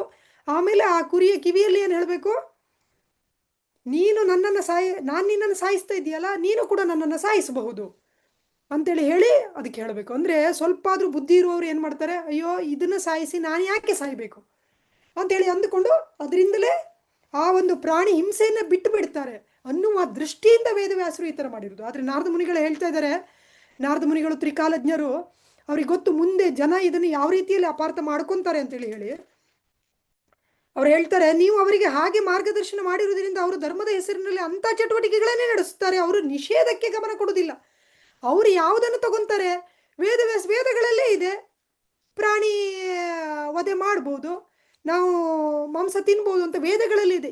ಈ ರೀತಿಯಲ್ಲಿ ಅದನ್ನು ಅಪಾರ್ಥ ಮಾಡ್ಕೊಳ್ತಾರೆ. ಬಿಟ್ಟರೆ ವೇದವ್ಯಾಸರ ಆಶಯ ಏನಿದೆ, ಅಯ್ಯೋ ಇದು ಯಾರಿಗೆ ಬೇಕು, ಬೇಡವೇ ಬೇಡ, ತಿಂಗಳಿಗೆ ಒಂದು ಸಲ ಇಷ್ಟೆಲ್ಲ ಕಷ್ಟಪಟ್ಟು ಕೊನೆಗೆ ಅದು ಕೂಡ ನನ್ನನ್ನು ಮುಂದೊಂದು ದಿವಸ ಮುಂದಿನ ಜನ್ಮದಲ್ಲಿ ನನ್ನನ್ನು ಸಾಯಿಸುವಂತಹ ಇಂಥ ಕೆಲಸಕ್ಕೆ ನಾನು ಯಾಕೆ ಮಾಡ್ಕೊಳ್ಬೇಕು, ನಾನು ಇದನ್ನು ಮಾಡೋದೇ ಬೇಡ ಅನ್ನುವ ದೃಷ್ಟಿಗೆ ಬರದೆ ಜನ ಇವತ್ತು ನಾವು ನೋಡ್ತಾ ಇದ್ದೇವೆ. ಬೆಳಿಗ್ಗೆ ಮಧ್ಯಾಹ್ನ ಸಾಯಂಕಾಲ 3 ಹೊತ್ತು ಮಾಂಸ ತಿನ್ನುವಂತಹ ಜನರು ಕೂಡ ಇದ್ದಾರೆ. ಯಾವುದೇ ಒಂದು ವಿಧಿ ನಿಷೇಧಗಳಿಗೆ ಅವರು ಗಮನ ಕೊಡೋದಿಲ್ಲ. ಆದ್ರಿಂದ ನೀವು ಏನು ಮಾಡಿದ್ದೀರಾ, ಇದು ಸಾಧುಗಳಿಗೆ ಹೇಸಿಗೆ ಆಗುವ ಥರ ಮಾಡಿದ್ದೀರಾ. ಮಾಡಬೇಕಾಗಿರೋದೇನೋ ಶ್ರೀಮದ್ ಭಾಗವತದ ರಚನೆ ಮಾಡಬೇಕು, ಇದನ್ನ ಪ್ರಚಾರ ಮಾಡಬೇಕು, ಇದರಿಂದ ಜನರ ಪಾಪಪೂರಿತವಾದ ಹೃದಯ ಪರಿಶುದ್ಧಿ ಆಗುತ್ತೆ ಅಂತ ಹೇಳ್ಬಿಟ್ಟು ಹೇಳ್ತಾರೆ. ಮುಂದಿನ ಶ್ಲೋಕದಲ್ಲಿ ಹೇಳ್ತಾರೆ, ಆದ್ದರಿಂದ ಪರಮಪುರುಷನಿಗೆ ಯಾವುದೇ ಮಿತಿಗಳಿಲ್ಲ. ಲೋಕ ಸುಖದ ಚಟುವಟಿಕೆಗಳಿಂದ ನಿವೃತ್ತನಾದ ತುಂಬ ನಿಪುಣನಾದ ವ್ಯಕ್ತಿಯ ಮಾತ್ರವೇ ಈ ಆಧ್ಯಾತ್ಮಿಕ ಮೌಲ್ಯಗಳ ತಿಳುವಳಿಕೆಯನ್ನು ಪಡೆಯಲು ಅರ್ಹನಾಗುತ್ತಾನೆ. ನೀವು ಹೀಗೆ ಮಾಡಿರೋದ್ರಿಂದ ತುಂಬ ಬುದ್ಧಿವಂತರಿಗೆ ಮಾತ್ರ ಇದು ಅರ್ಥ ಆಗುತ್ತೆ. ಎಲ್ರಿಗೂ, ಸಾಮಾನ್ಯ ಜನರಿಗೆ ಇದನ್ನು ಅರಿಯುವಂತಹ ಶಕ್ತಿಗಳಿಲ್ಲ. ಆದ್ದರಿಂದ ನೀವು ಪರಮಪುರುಷನ ಅಲೌಕಿಕ ಕಾರ್ಯಗಳನ್ನು ವಿವರಿಸಬೇಕು. ಆ ಮೂಲಕ ಅವರನ್ನು ದಿವ್ಯ ಸಾಕ್ಷಾತ್ಕಾರದ ದಾರಿಗೆ ಹಚ್ಚಬೇಕು. ಭಗವಂತನ ಗುಣಗಾನ ಮಾಡೋದ್ರಿಂದ, ಶ್ರೀಮದ್ ಭಾಗವತದ ಬರೀ ಓದೋದ್ರಿಂದ, ಶ್ರೀಮದ್ ಭಾಗವತವನ್ನು ಓದೋದ್ರಿಂದಲೇ ಎಂಥ ಅಧಮರು ಕೂಡ, ಸನಾತನ ಗೋಸ್ವಾಮಿ ಹೇಳ್ತಾರೆ, ಅಸಾಧು ಸಾಧುತೋದಾಯಿನ ಅತಿ ನೀಚೋಚ್ಚತಕರ ಅಂತ. ಅಸಾಧು ಕೂಡ ಸಾಧು ಆಗ್ತಾನೆ, ಅತಿ ನೀಚ ಕೂಡ ಅತಿ ಉಚ್ಚ ಆಗ್ತಾನೆ ಶ್ರೀಮದ್ ಭಾಗವತದ ಆಶ್ರಯವನ್ನು ಪಡೆಯುವುದರಿಂದ ಅಂತ. ತ್ಯಕ್ತ್ವಾ ಸ್ವಧರ್ಮಂ ಚರಣಾಂಬುಜಂ ಹರೇರ್ ಭಜನ್ನೋಪಕ್ಕೋ ತಪತಿ ತತ್ತೋ ಯದಿ ತದ್ ಯತ್ರ ಕೋವಾ ಭದ್ರಮ ಭೂದ ಮುಷ್ಯಕಿಂ ಕೋವಾರ್ತಾಪ್ತ ಭಜತಾಂ ಸ್ವಧರ್ಮತಃ. ಇದು ತುಂಬ ಮುಖ್ಯವಾದ ಶ್ಲೋಕ. ನಾರದ ಮುನಿಗಳು ಹೇಳ್ತಾರೆ, ತಮ್ಮ ಸ್ವಧರ್ಮವನ್ನು, ನನ್ನ ಸ್ವಧರ್ಮವನ್ನು ನಾನು ಮಾಡ್ತಾ ಇದ್ದೇನೆ, ನನ್ನ ಕೆಲಸ ನಾನು ಚೆನ್ನಾಗಿ ಮಾಡ್ತಾ ಇದ್ದೇನಪ್ಪ, ನಾನು ಯಾರಿಗೂ ಉಪದ್ರ ಮಾಡ್ತಾ ಇಲ್ಲ, ನಾನು ನಿಯತ್ತಾಗಿ ಕೆಲಸ ಮಾಡ್ತಾ ಇದ್ದೇನೆ, ನಾನು ಸರಿಯಾದ ಸಮಯಕ್ಕೆ ನನ್ನ ಆಫೀಸಿಗೆ ಹೋಗ್ತೇನೆ, ನಾನು ಸರಿಯಾಗಿ ನನಗೆ ಎಷ್ಟು ಕೆಲಸ ಇದೆಯೋ ಅಷ್ಟು ನಾನು ಮಾಡ್ತೇನೆ, ನಾನು ನಿಯತ್ತಾಗಿ ಬರುವಂತಹ ಇದನ್ನು ಸಂಬಳದಲ್ಲಿ ಜೀವನವನ್ನು ಮಾಡ್ತಾ ಇದ್ದೇನೆ. ಆದರೆ ಭಗವಂತನ ಭಕ್ತಿ ನನಗೆ ಬೇಕಾಗಿಲ್ಲ, ಭಗವಂತ ನನಗೆ ಬೇಕು. ಇವತ್ತು ಸಮಾಜ ಆ ಒಂದು ಇದರಲ್ಲೇ ಹೋಗ್ತಾ ಇದ್ದಾರೆ. ಆದರೆ ನಾರದ ಮುನಿಗಳು ಹೇಳ್ತಾರೆ, ಅಷ್ಟು ಚೆನ್ನಾಗಿ ಎಲ್ಲ ಮಾಡಿ ಏನು ಪ್ರಯೋಜನ? ಅದೇ ತ್ಯಕ್ತ್ವಾ ಸ್ವಧರ್ಮಂ ಚರಣಾಂಬುಜಂ ಹರೇರ್, ತನ್ನ ಸ್ವಧರ್ಮವನ್ನು ತ್ಯಾಗ ಮಾಡಿ ಕೂಡ ಹರಿಯ ಪಾದಾಂಬುಜವನ್ನು ಯಾರು ಆಶ್ರಯಿಸ್ತಾರೋ ಅವರಿಗೆ ಯಾವುದೇ ಒಂದು ನಷ್ಟ ಇಲ್ಲ. ಶ್ರೀಲ ಪ್ರಭುಪಾದರು ಹೇಳ್ತಾರೆ, ಎಷ್ಟೋ ಜನ, ಉದಾಹರಣೆಗೆ ಇವತ್ತು ನಮ್ಮ ಈ ಒಂದು ಅಂತಾರಾಷ್ಟ್ರೀಯ ಕೃಷ್ಣ ಪ್ರಜ್ಞಾ ಸಂಘಕ್ಕೆ ಬರ್ತಾರೆ, ಸ್ವಲ್ಪ ದಿನ ಇರ್ತಾರೆ, ಸ್ವಲ್ಪ ದಿನ ಜಪ ಮಾಡ್ತಾರೆ, ಹೋಗ್ತಾರೆ. ಅವರಿಗೂ ಕೂಡ ಯಾವುದೇ ಒಂದು ನಷ್ಟ ಇಲ್ಲ. ಯಾಕೆ ಅಂತೇಳಿ ಹೇಳಿದ್ರೆ, ಭಗವಂತ ಭಗವದ್ಗೀತೆಯಲ್ಲಿ ಹೇಳ್ತಾನೆ, ಸ್ವಲ್ಪಮಪ್ಯಸ್ಯ ಧರ್ಮಸ್ಯ ತ್ರಾಯತೆ ಮಹತಭಾಯಿತು. ಸ್ವಲ್ಪ ಆದರೂ ಅವ್ರು ಮಾಡಿದ್ದಾರೆ, ಭಗವಂತ ಅದನ್ನ ಲೆಕ್ಕ ಇಟ್ಕೊಂತಾನೆ. ಮುಂದೆ ಅವಕಾಶ ಸಿಗುತ್ತೆ. ಬಂದು ಒಂದು ದಿವಸ ಭಗವಂತನ ಪ್ರಸಾದ ಸ್ವೀಕಾರ ಮಾಡಿದ್ರು ಕೂಡ, ಒಂದು ಸಲ ಭಕ್ತರನ್ನ ನೋಡಿ ಹರೇ ಕೃಷ್ಣ ಅಂದ್ರೂ ಕೂಡ, ಭಾಗವತವನ್ನ ನೋಡಿ ನಮಸ್ಕಾರ ಮಾಡಿದ್ರು ಕೂಡ, ಭಾಗವತವನ್ನು ತಗೊಂಡು ಸುಮ್ಮನೆ ಮನೆಯಲ್ಲಿ ಇಟ್ಕೊಂಡ್ರು ಕೂಡ ಅವರಿಗೂ ಕೂಡ ಸಂಪೂರ್ಣ ಭಗವಂತನ ಕೃಪೆ ಆಗುತ್ತೆ. ಆಮೇಲೆ ಇಲ್ಲ, ನನಗೆ ಆಗುದಿಲ್ಲ ಬಿಡು, ಇದು ನನ್ನ ಕೈಲಿ ಆಗುದಿಲ್ಲ ಅಂತೇಳಿ ವಾಪಸ್ ಹೋದ್ರೂ ಕೂಡ ಅವರಿಗೆ, ಅಂದರೆ ಅದರಿಂದ ಪತೇತ್ತತೋ ಯದಿ, ಆ ಭಕ್ತಿಯ ಪಥದಿಂದ ಅವರು ಬಿದ್ದರೂ ಕೂಡ, ಜಾರಿದ್ರೂ ಕೂಡ ಅವರಿಗೆ ನಷ್ಟ ಆಗುದಿಲ್ಲ. ಯಾಕಂದರೆ ಭಗವದ್ಗೀತೆಯಲ್ಲೂ ಭಗವಂತ ಹೇಳ್ತಾನೆ, ಯೋಗ ಭ್ರಷ್ಟ ಸಂಜಾಯಿತೆ ಅಂತ. ಅಂದರೆ ಯೋಗ ಭ್ರಷ್ಟರಿಗೆ ನಾನು ಮತ್ತೆ ಅವಕಾಶ ಕೊಡ್ತೇನೆ, ಮತ್ತೆ ಅವರಿಗೆ ಅವಕಾಶ. ಈಗ ನಾವು ನೋಡ್ತೇವೆ, ಎಷ್ಟೋ ಜನ ತುಂಬ ಚಿಕ್ಕ ವಯಸ್ಸಲ್ಲೇ ಭಗವಂತನ ಭಕ್ತಿಗೆ ಆಕರ್ಷಿತರಾಗುತ್ತಾರೆ. ಅವರು ಹಿಂದಿನ ಜನ್ಮದಲ್ಲಿ ಏನೋ ಒಂದು ಸ್ವಲ್ಪ ಆದರೂ ಅವ್ರು ಮಾಡಿರ್ತಾರೆ, ಹಾಗಾಗಿ ಅವರು ಆಕರ್ಷಿತರಾಗ್ತಾರೆ ಅಂತೇಳಿ. ಅದೇ ತನ್ನ ಸ್ವಧರ್ಮವನ್ನು, ತನ್ನ ಕೆಲಸವನ್ನು ಚೆನ್ನಾಗಿ ಮಾಡಿ ಭಗವಂತನ ಭಕ್ತಿಯಲ್ಲಿ ಬಂದಿಲ್ಲ ಅಂತ ಹೇಳಿದ್ರೆ ಅವ್ರದ್ದು ಏನು ಪ್ರಯೋಜನ? ಏನು ಪ್ರಯೋಜನ ಇಲ್ಲ, ಅದು ಸಂಪೂರ್ಣ ವ್ಯರ್ಥ. ಆದ್ರಿಂದ ತಸ್ಯೈವ ಹೇತು ಪ್ರಯತೇತ ಕೋವಿದೋ ನ ಲಭ್ಯತೆ ಯದ್ ಭ್ರಮತಾಮುಪರ್ಯದ ತಲ್ಲಭ್ಯತೆ ದುಃಖವಧನ್ಯತ ಸುಖಂ ಕಾಲೇನ ಸರ್ವತ್ರ ಗಭೀರ ರಂಹಸ. ಯಾರ ಕರ್ಮಾನುಸಾರವಾಗಿ ಅವರಿಗೆ ಎಷ್ಟು ಬರಬೇಕೋ ಅದು ಅವ್ರಿಗೆ ಬಂದೇ ಬರುತ್ತೆ. ಎಷ್ಟೋ ಜನ ನಾವು ನೋಡ್ತೇವೆ, ಫೇಲ್ ಆದವರು ಕೂಡ ಇವತ್ತು ಒಳ್ಳೆ ಬಿಸ್ನೆಸ್ ಮಾಡಿ ನಮಗಿಂತ ಚೆನ್ನಾಗಿದ್ದಾರೆ. ಅದೇ ರ್ಯಾಂಕ್ ಸ್ಟೂಡೆಂಟ್ಸು ಕೂಡ ಇವತ್ತು ಯಾವುದೋ ಒಂದು ಚಿಕ್ಕ ಪುಟ್ಟ ಕೆಲಸ ಮಾಡಿಕೊಂಡು ಜೀವನ ಮಾಡೋದೇ ಕಷ್ಟದಲ್ಲಿದ್ದಾರೆ. ಅಂತೇಳಿ ಹೇಳಿದ್ರೆ, ಯಾರ್ಯಾರ ಕರ್ಮ ಪ್ರಕಾರ ಏನೇನು ಬರಬೇಕಂತಿದೆಯೋ ಅದು ಬಂದೇ ಬರುತ್ತೆ. ಅದಕ್ಕೋಸ್ಕರ ವಿಶೇಷ ಪ್ರಯತ್ನ ಮಾಡಬೇಕಾಗಿಲ್ಲ. ವಿಶೇಷ ಪ್ರಯತ್ನ ಮಾಡಬೇಕಾಗಿರೋದು ಯಾವುದು? ತಸ್ಯೈವ ಹೇತು ಪ್ರಯತೇತ ಕೋವಿದೋ ನ ಲಭ್ಯತೆ ಯದ್ ಭ್ರಮತಾಮುಪರ್ಯದ. ಮೇಲೆ ಕೆಳಗೆ ಹೋದರೂ ಕೂಡ, ಈ ಭೌತಿಕ ಜಗತ್ತಲ್ಲಿ ಬ್ರಹ್ಮಲೋಕದ ತನಕ ಹೋದರೂ ಕೂಡ, ಪಾತಾಳ ತನಕ ಹೋದರೂ ಕೂಡ ಯಾವುದು ಸಿಗುವುದಿಲ್ವೋ ಅದಕ್ಕೋಸ್ಕರ ನಾವು ಪ್ರಯತ್ನ ಮಾಡಬೇಕು. ಯಾವುದು ಅತ್ಯಂತ ದುರ್ಲಭವೋ ಅದು ಯಾವುದು? ಅತ್ಯಂತ ದುರ್ಲಭವಾಗಿರುವುದು ಭಗವಂತನ ಭಕ್ತಿ. ಸುಮ್ಮನೆ ದೊರಕುವುದೇ ಶ್ರೀರಾಮನ ದಿವ್ಯ ನಾಮೋ ಜನ್ಮ ಜನ್ಮಾಂತರ ದುಷ್ಕರ್ಮವ ಕಳೆದವಾಗಲ್ಲದೆ ಅಂತ ಪುರಂದರದಾಸರು ಹೇಳ್ತಾರೆ. ಹಾಗೆ ಭಗವಂತನ ಭಕ್ತಿ ಅತಿ ದುರ್ಲಭ. ಭಗವಂತ ಹೇಳ್ತಾನೆ, ಮನುಷ್ಯಾಣಂ ಸಹಸ್ರೇಶು ಕಶ್ಚಿತ್ ಯತತಿ ಸಿದ್ಧಯೇ ಯತತಾಮಪಿ ಸಿದ್ಧಾನಂ ಕಶ್ಚಿತ್ ಮಾಂ ವೇತ್ತಿ ತತ್ವತಃ. ಎಷ್ಟೋ ಸಹಸ್ರ ಜನರಲ್ಲಿ ನನ್ನನ್ನು ತಿಳ್ಕೊಳ್ಬೇಕು ಅಂತ ಹೇಳ್ಬಿಟ್ಟು ಯಾರೋ ಬಯಸ್ತಾರೆ. ಆ ತಿಳ್ಕೊಳ್ಬೇಕು ಅಂತ ಹೇಳಿ ಅಂದುಕೊಂಡ ಸಹಸ್ರ ಜನರಲ್ಲಿ ಯಾರೋ ಒಬ್ಬರು ನನ್ನನ್ನು ತತ್ವತಃ ತಿಳ್ಕೊತಾರೆ.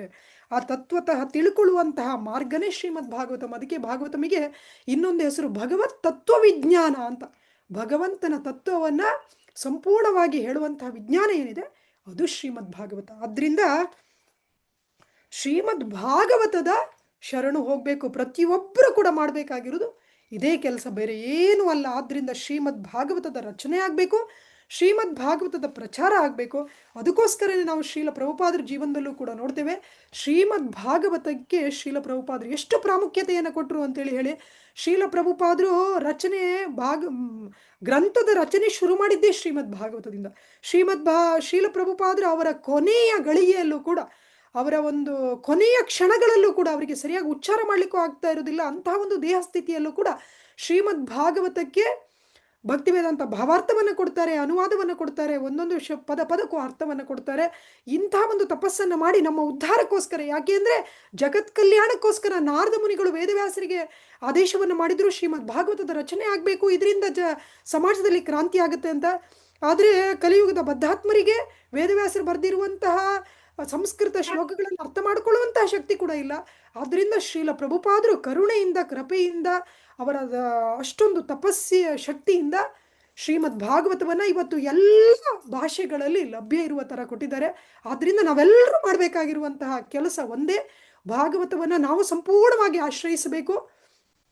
ನಿತ್ಯ ಭಾಗವತ ಸೇವೆಯ ನಿರಂತರವಾಗಿ ಭಾಗವತವನ್ನು ನಾವು ಓದಬೇಕು. ಆಮೇಲೆ ಇದನ್ನು ಪ್ರಚಾರ ಮಾಡಬೇಕು. ನಾವು ಪ್ರತಿಯೊಂದು ಮನೆಗೂ ಕೂಡ ಶ್ರೀಮದ್ ಭಾಗವತವನ್ನು ತಲುಪಿಸಬೇಕು. ಇಲ್ಲಿಗೆ ನಾನು ನಿಲ್ಲಿಸ್ತೇನೆ. ಎಷ್ಟೊಂದು ಜನರಿಗೆ ನಿಮ್ಮ ಕೆಲಸಗಳ ಹೋಗಲಿಕ್ಕೆ ತರಾತುರಿಯಲ್ಲಿ ಇರ್ತೀರ. ಇವತ್ತಿನ ಇದರಲ್ಲಿ ಯಾರಿಗೇನಾದರೂ ಪ್ರಶ್ನೆಗಳಿದ್ದರೆ ಕೇಳ್ಬೋದು. ಹರೇ ಕೃಷ್ಣ. ಮತ್ತು ನಾಳೆ ಮುಂದಿನ ಒಂದು ಅಧ್ಯಾಯವನ್ನು ನಾಳೆಗೆ ನೋಡೋಣ. ಹರೇ ಕೃಷ್ಣ. ಹರೇ ಕೃಷ್ಣ ಮಾತಾಜಿ. ವಂಡರ್ಫುಲ್ ಕ್ಲಾಸ್ ಮಾತಾಜಿ, ತುಂಬಾ ಚೆನ್ನಾಗಿತ್ತು. ಇಲ್ಲಿ ವೇದವ್ಯಾಸರಿಗೂ ಕೂಡ ಎಷ್ಟು ನಿರಾಶೆ ಇದೆ ಒಳಗಡೆಯಿಂದ. ಯಾಕಂದ್ರೆ ಭಗವಂತನ ಸ್ತುತಿ, ಭಗವಂತನನ್ನ ಅವರು ಒಳಗಡೆಯಿಂದ ಪ್ಲೀಸ್ ಆಗಿಲ್ಲ ಅಂತ ಅಂದ್ರೆ ಎಷ್ಟು ನಿರಾಶೆ ಇರುತ್ತೆ. ಇನ್ನು ನಮ್ಮಂತ ಕಲಿಯುಗದಲ್ಲಿ ನಾವಿನ್ಯ ಯಾವ ಸ್ಥಿತಿಲಿ ಇರ್ತೀವಿ ಅಂತ ನಾವೇ ಅನ್ಕೋಬಹುದು. ಸೊ ನೀವ್ ಹೇಳಿದ್ರಿ, ನಾವ್ ಎಷ್ಟೇ ಈ ಒಂದು ಸಮಾಜದಲ್ಲಿ ನಾವು ಸಮಾಜವನ್ನ ಉದ್ಧಾರ ಮಾಡ್ಬೇಕು, ಉತ್ತಮ ಸಮಾಜದ ನಿರ್ಮಾಣ ಆಗ್ಬೇಕು ಅಂತ ಅಂದ್ರೆ ಅದು ಕೇವಲ ಎಜುಕೇಶನ್ ಇಂದ ಖಂಡಿತ ಸಾಧ್ಯ ಇಲ್ಲ. ಎಷ್ಟೋ ಜನ ಈ ದಿನ ಚಿಕ್ಕವರು, ದೊಡ್ಡವರು, ಓದಿರೋರು, ಶ್ರೀಮಂತರು ಎಲ್ಲರೂ ಕೂಡ ಆತ್ಮಹತ್ಯೆ ಶರಣಾಗತಿ ಆಗ್ತಾ ಇದ್ದಾರೆ. ಯಾಕೆ ಅಂತ ಅಂದ್ರೆ ಅಲ್ಲಿ ಒಳಗಡೆ ಅವನ ಆತ್ಮಕ್ಕೆ ತೃಪ್ತಿ ಅನ್ನುವಂಥದ್ದಿಲ್ಲ. ಭಗವಂತ ಇಲ್ಲ ಅಂತ ಅಂದ್ರೆ ಸೊ ಅಲ್ಲಿ ಭಕ್ತಿ ಇಲ್ಲ ಅಂತ ಅಂದ್ರೆ ನಮ್ಮ ಜೀವನನೇ ವ್ಯರ್ಥ. ಶ್ರೀಮದ್ ಭಾಗವತಂ ಪ್ರತಿ ಮನೆಯಲ್ಲೂ ಕೂಡ ಇರ್ಬೇಕು ಅನ್ನೋಂಥದನ್ನ ತುಂಬಾ ಚೆನ್ನಾಗಿ ತಿಳಿಸ್ಕೊಟ್ರಿ ಮಾತಾಜಿ. ನಿಮ್ಗೆ ಎಲ್ರ ಪರವಾಗಿ ಧನ್ಯವಾದಗಳು. ದಯವಿಟ್ಟು ಯಾರಿಗಾದ್ರೂ ಏನಾದ್ರು ಪ್ರಶ್ನೆಗಳಿದ್ರೆ ನೀವು ಕೇಳ್ಬೋದು. ಹರೇ ಕೃಷ್ಣ ಮಾತಾಜಿ. ಹರೇ ಕೃಷ್ಣ ಪ್ರಭು. ಹರೇ ಕೃಷ್ಣ ಮಾತಾಜಿ. ಇವಾಗ ವೇದವ್ಯಾಸರು ಆ ಥರ ಎಲ್ಲ ಮೊದಲೆಲ್ಲ ವೇದಗಳನ್ನೆಲ್ಲ ಬರೆದ್ರು. ಅದನ್ನು ಇವಾಗ ಜನಗಳಿಗೆ ಅದು ಇಂಟ್ರೆಸ್ಟ್ ಇರೋ ಅಷ್ಟು ಈ ಶ್ರೀಮದ್ ಭಾಗವತಂ ಆಯಿತು, ಇದರಲ್ಲಿ ಇಂಟ್ರೆಸ್ಟ್ ಇಲ್ಲ. ಅಂದರೆ ಇವಾಗ ಜನಗಳಿಗೆ ಫಸ್ಟಿಗೆ ಜ್ಞಾನ ಬರೋದೇ ಇಲ್ಲ. ಫಸ್ಟಿಗೆಲ್ಲ ಕರ್ಮಕಾಂಡಿ ಸಿದ್ಧಾಂತಗಳನ್ನೇ ಜಾಸ್ತಿ ಫಾಲೋ ಮಾಡೋ ಇದ್ದಾರೆ. ಇವಾಗ ಟೋಟಲಿ 99% ಅದರಲ್ಲೇ ಮುಳುಗಿರ್ತಾರೆ ಜನ. ಈ ಭಗವತ್ ತತ್ವ, ಭಗವಂತನ ಶ್ರೀಮದ್ ಭಾಗವತಂ ಕತೆ, ಭಗವದ್ಗೀತದಲ್ಲಿ ಹೇಳಿರೋವಂಥ ಸಂದೇಶ ಅದನ್ನೆಲ್ಲ ತಿಳ್ಕೊಳ್ಳೋದು ಯಾರೋ 1% ಅನಿಸುತ್ತೆ. ಇದು ಯಾಕೆ ಅಂತೇಳಿ ಡಿಫ್ರೆನ್ಸು ಫಸ್ಟೇ ಮಾಡ್ಬೋದಾಗಿತ್ತಲ್ವ ಇದನ್ನು ಮೊದಲೇ? ಇದೇ 99%, ಅದು 1% ಆಗಿದ್ರು ಚೆನ್ನಾಗಿತ್ತಲ್ವ ಅಂತ. ಅದಕ್ಕೋಸ್ಕರನೇ ಶ್ರೀಲ ಪ್ರಭುಪಾದರು ಹೇಳ್ತಾರೆ ಮುನ್ನುಡಿಯಲ್ಲಿ, ಏನು ಅಂತ ಇದರಲ್ಲಿ ಪೀಠಿಕೆಯಲ್ಲಿ ಓದಿ ಹೇಳ್ತೇನೆ ನೋಡಿ. ಶ್ರೀಮದ್ ಭಾಗವತವು ಒಂದು ಅಲೌಕಿಕ ವಿಜ್ಞಾನ. ಅದು ಇರುವುದು ಅಂತಿಮ ಮೂಲ ಯಾವುದೆಂಬುದನ್ನು ತಿಳಿಯುವುದಕ್ಕಾಗಿ ಮಾತ್ರವಲ್ಲ, ಭಗವಂತನೊಡನೆ ನಮ್ಮ ಸಂಬಂಧ ಎಂಥದ್ದು ಎಂದು ಅರಿಯುವುದಕ್ಕಾಗಿ, ಮತ್ತು ಆ ಸಂಬಂಧದ ಸಮರ್ಪಕ ಅರಿವಿನ ಆಧಾರದ ಮೇಲೆ ಮಾನವ ಸಮಾಜವನ್ನು ಪೂರ್ಣತೆಯತ್ತ ಕೊಂಡೊಯ್ಯಲು ನಾವು ಮಾಡಬೇಕಾದ ಕರ್ತವ್ಯ ಏನೆಂದು ತಿಳಿಯುವುದಕ್ಕಾಗಿ. ಶ್ರೀಮದ್ ಭಾಗವತ ಸಂಸ್ಕೃತ ಭಾಷೆಯಲ್ಲಿರುವ ಅತ್ಯಂತ ಶಕ್ತಿಶಾಲಿ ಬರಹ. ಈಗ ಇದನ್ನು ಇಂಗ್ಲಿಷ್ ಭಾಷೆಗೆ ವಿವರವಾಗಿ ಅನುವಾದಿಸಲಾಗಿದೆ. ಈ ಕೃತಿಯನ್ನು ಕೇವಲ 1,00,000 ಕೊಟ್ಟು ಓದುವಷ್ಟರಿಂದಲೇ ಯಾರೇ ಆಗಲಿ ಭಗವಂತನನ್ನು ಚೆನ್ನಾಗಿ ತಿಳಿಯುತ್ತಾನೆ. ಇದು ನಾವು ಅರ್ಥ ಮಾಡ್ಕೊಳ್ಬೇಕಾಗಿರೋದು. ಆದ್ದರಿಂದ ಶ್ರೀಲ ಪ್ರಭುಪಾದರು ಇಲ್ಲಿ ಗ್ಯಾರಂಟಿ ಕೊಡ್ತಾ ಇದ್ದಾರೆ, ಅವ್ರು ಯಾರೇ ಆಗಿರಲಿ, ಅವ್ರು ಇದನ್ನು ಬರೀ 1,00,000 ಕೊಟ್ಟು ಓದೋದ್ರಿಂದಲೇ ಈ ತಿಳಿವು ಎಷ್ಟರ ಮಟ್ಟಿನದಾಗಿರುತ್ತದೆ ಎಂದರೆ ಅವನು ತನ್ನನ್ನು ನಾಸ್ತಿಕರ ದಾಳಿಯಿಂದ ರಕ್ಷಿಸಿಕೊಳ್ಳಬಲ್ಲವನಾಗುತ್ತಾನೆ. ಅಷ್ಟೇ ಅಲ್ಲ, ಈ ಕೃತಿಯನ್ನು ಓದಿದವನು ದೇವರನ್ನು ಒಂದು ಸ್ಪಷ್ಟ ತತ್ವವನ್ನಾಗಿ ಒಪ್ಪಿಕೊಳ್ಳುವಂತೆ ಇತರರನ್ನು ಪರಿವರ್ತಿಸಬಲ್ಲವನಾಗುತ್ತಾನೆ. ಇದು ತುಂಬ ಮುಖ್ಯ. ಯಾಕೆ ಅಂತೇಳಿ ಹೇಳಿದರೆ, ಸಮಾಜದಲ್ಲಿ ಇವತ್ತು ಏನೇನು ನಡೀತಾ ಇದೆ ಇದು ಭಗವಂತನ ಜ್ಞಾನ ಇಲ್ಲದೆ ಇರೋದ್ರಿಂದ. ಹಾಗಾಗಿ ಭಗವಂತನ ಸಂಪೂರ್ಣ ಜ್ಞಾನ ಮಾತ್ರ ಅಲ್ಲ, ಸಾಕ್ಷಾತ್ ಭಗವಂತನೇ. ಭಗವದ್ಗೀತೆಯಲ್ಲಿ ಭಗವಂತ ಹೇಳ್ತಾನೆ, ಯದಾ ಯದಾ ಹಿ ಧರ್ಮಸ್ಯ ಗ್ಲಾನಿರ್ಭವತಿ ಭಾರತ ಅಭ್ಯುತ್ಥಾನಂ ಅಧರ್ಮಸ್ಯ ತದಾತ್ಮಾನಂ ಸೃಜತಿ. ವಕ್ಷ್ಯಾಮ್ಯಹಂ ಪರಿತ್ರಾಣಾಯ ಸಾಧುನಾಂ ವಿನಾಶಾಯ ಚದುಷ್ಕೃತಾಂ ಧರ್ಮ ಸಂಸ್ಥಾಪನಾರ್ಥಾಯ ಸಂಭವಾಮಿ ಯುಗೆ ಯುಗೆ ಅಂತ. ಧರ್ಮ ಸಂಸ್ಥಾಪನೆಗಾಗಿ ನಾನು ಯುಗ ಯುಗದಲ್ಲೂ ಅವತಾರ ತಾಳಿ ಬರ್ತೇನೆ ಅಂತ ಹೇಳ್ಬಿಟ್ಟು ಭಗವಂತ ಹೇಳ್ತಾನೆ. ಈ ಕಲಿಯುಗದ ಅವತಾರನೇ ಈ ಶ್ರೀಮದ್ ಭಾಗವತಂ. ಆದ್ರಿಂದ ಭಗವಂತನೇ ಧರ್ಮ ಸಂಸ್ಥಾಪನೆಗಾಗಿ ತಾಳಿರುವಂತಹ ಅವತಾರ ಶ್ರೀಮದ್ ಭಾಗವತಮ. ಆಮೇಲೆ ಭಗವಂತನ ಅತ್ಯಂತ ಸಮೀಪದ ಭಕ್ತರು, ಶುದ್ಧ ಭಕ್ತರಾದಂತಹ, ವಿಶೇಷವಾಗಿ ಕಲಿಯುಗದ ಜನರನ್ನು ಉದ್ಧಾರ ಮಾಡಲಿಕ್ಕೋಸ್ಕರ ಭಗವಂತನೇ ಕಳಿಸಿಕೊಟ್ಟಿರುವಂತಹ ಶ್ರೀಲ ಪ್ರಭುಪಾದರು ನಮಗಿಲ್ಲಿ ಹೇಳ್ತಾ ಇದ್ದಾರೆ ಪೀಠಿಕೆಯಲ್ಲಿ. ಇದನ್ನು ಬರೀ ಲಕ್ಷ ಕಟ್ಟು ಓದೋದ್ರಿಂದ ಅವರು ಬರೀ ಭಕ್ತರಾಗುವುದಲ್ಲ, ಬೇರೆಯವರನ್ನು ಕೂಡ ಭಕ್ತರನ್ನಾಗಿ ಮಾಡುವಷ್ಟು ಶಕ್ತಿ ಅವರಿಗೆ ಬರುತ್ತೆ ಅಂತ ಶ್ರೀಲ ಪ್ರಭುಪಾದರ ಈ ಮಾತಿನಲ್ಲಿ ಸಂಪೂರ್ಣ ವಿಶ್ವಾಸವನ್ನು ನಾವು ಇಟ್ಟು ನಾವು ಈ ಶ್ರೀಮದ್ ಭಾಗವತದ ಪ್ರಚಾರವನ್ನು ಮಾಡಬೇಕು.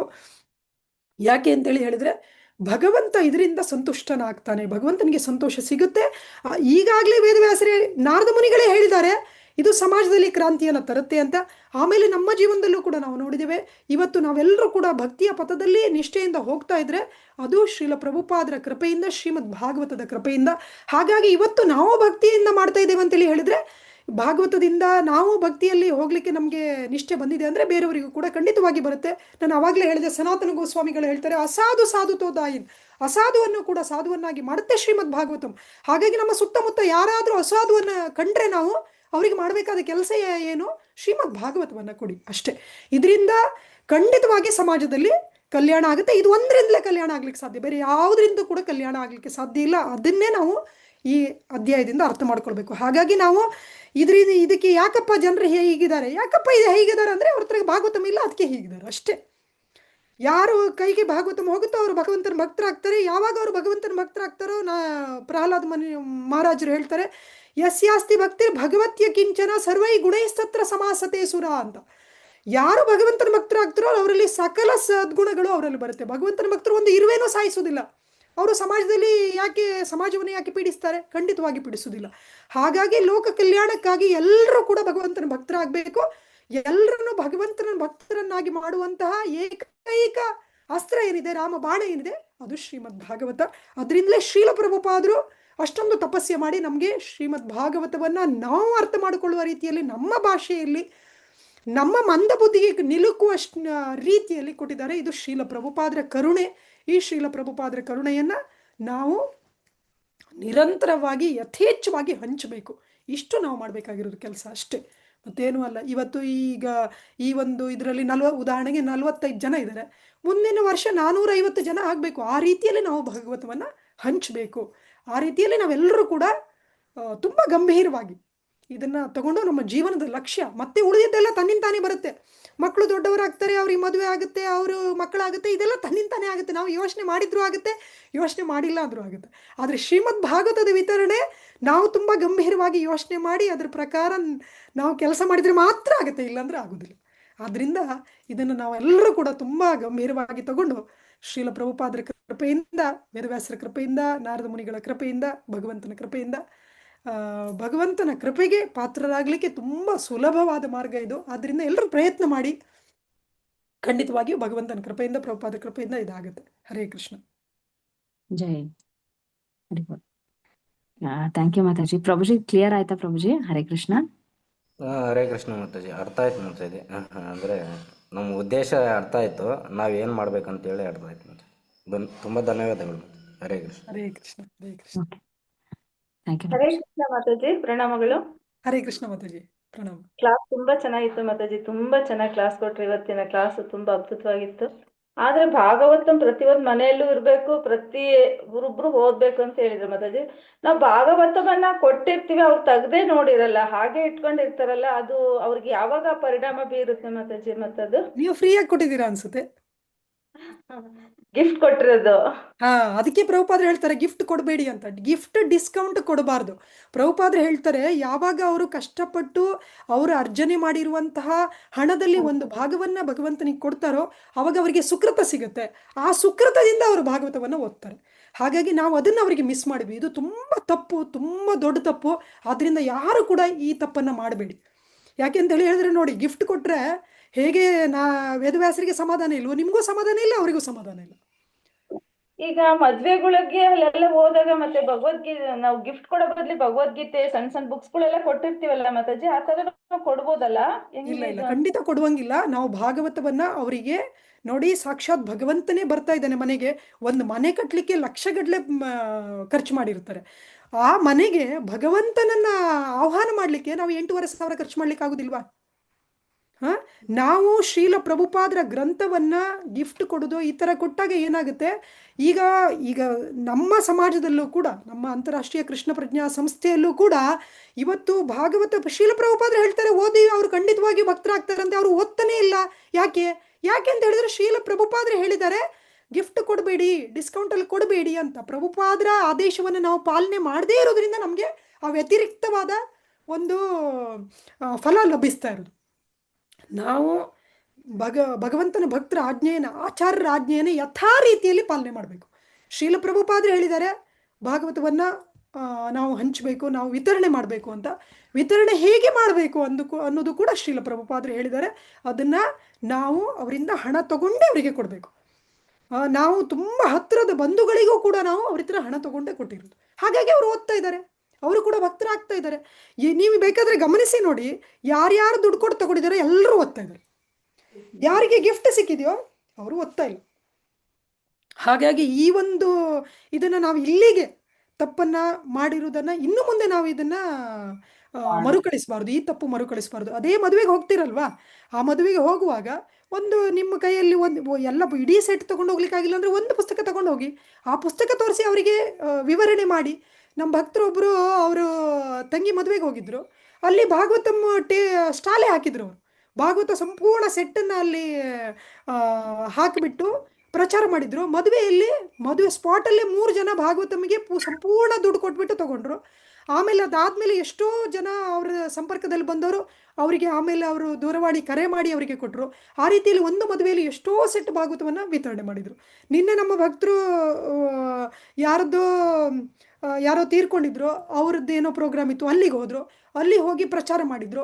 5 ಜನ ಸಂಪೂರ್ಣ ದುಡ್ಡು ಕೊಟ್ಬಿಟ್ಟು ತೊಗೊಂಡ್ರು. ಅವರೆಲ್ಲರೂ ಕೂಡ ಭಕ್ತರಾಗ್ತಾರೆ.